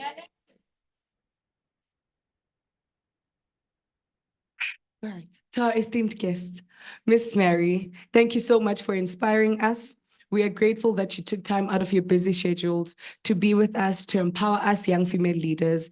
We are really grateful from the bottom of our hearts. A big thank you. Please give them a round of applause. Indeed, it is an honor to be in the presence of such remarkable women, isn't it? Do you feel empowered? If you feel empowered, shout, I am capable. I can and I will. My dreams are valid. My dreams are valid. Ben, how I wish we could do this all day, every day. Miss Mary, could you organize for us to have this event every week? I think we need it. Thank you so much. If it were up to me, we wouldn't leave this place, but unfortunately, we have come to the end of our program. I'd like to thank you all. I'd like to thank you all for coming, but this isn't goodbye. This is just the beginning, as they have already said. We still have some time to interact, engage with one another. One speaker said in the beginning that you need to find a mentor, and a mentor doesn't have to be one of the esteemed guests. It can be the girl sitting next to you who is your mentor. So interact, engage with one another, make contact. And yeah, Miss Buntle and Miss Abichang, which I'm not seeing right now, but okay, Miss Divine will be giving us a tour of the Nelson Mandela Foundation. If that is something you're interested in having, please do go to her. You already know Miss Divine, she was here just now, right? You can't miss her. She's doing her PhD. Understand? So she's doing her PhD. You must know who she is. All right. And yeah, here at the Oli, we do not leave without getting refreshments, which I absolutely love. That's why I'm here, guys, for the refreshments, the food. They will be outside. They will be served to us. Thank you so much for coming. Please give yourselves a round of applause. See you at the next The Oli event. Travel safely. We love you. And Black child. Black child. See you next time.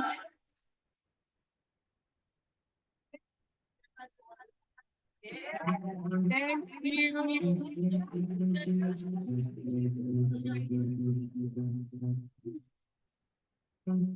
Loki, all of them don't them notice. I'm not joking. No my guys them know me.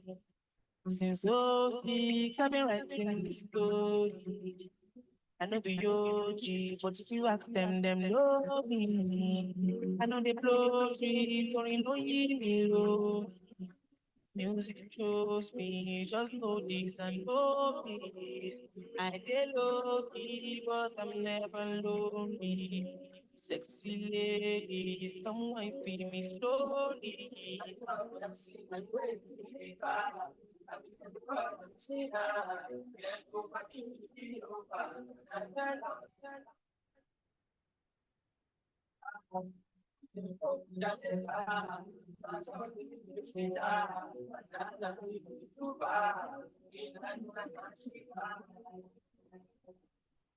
Recording stop.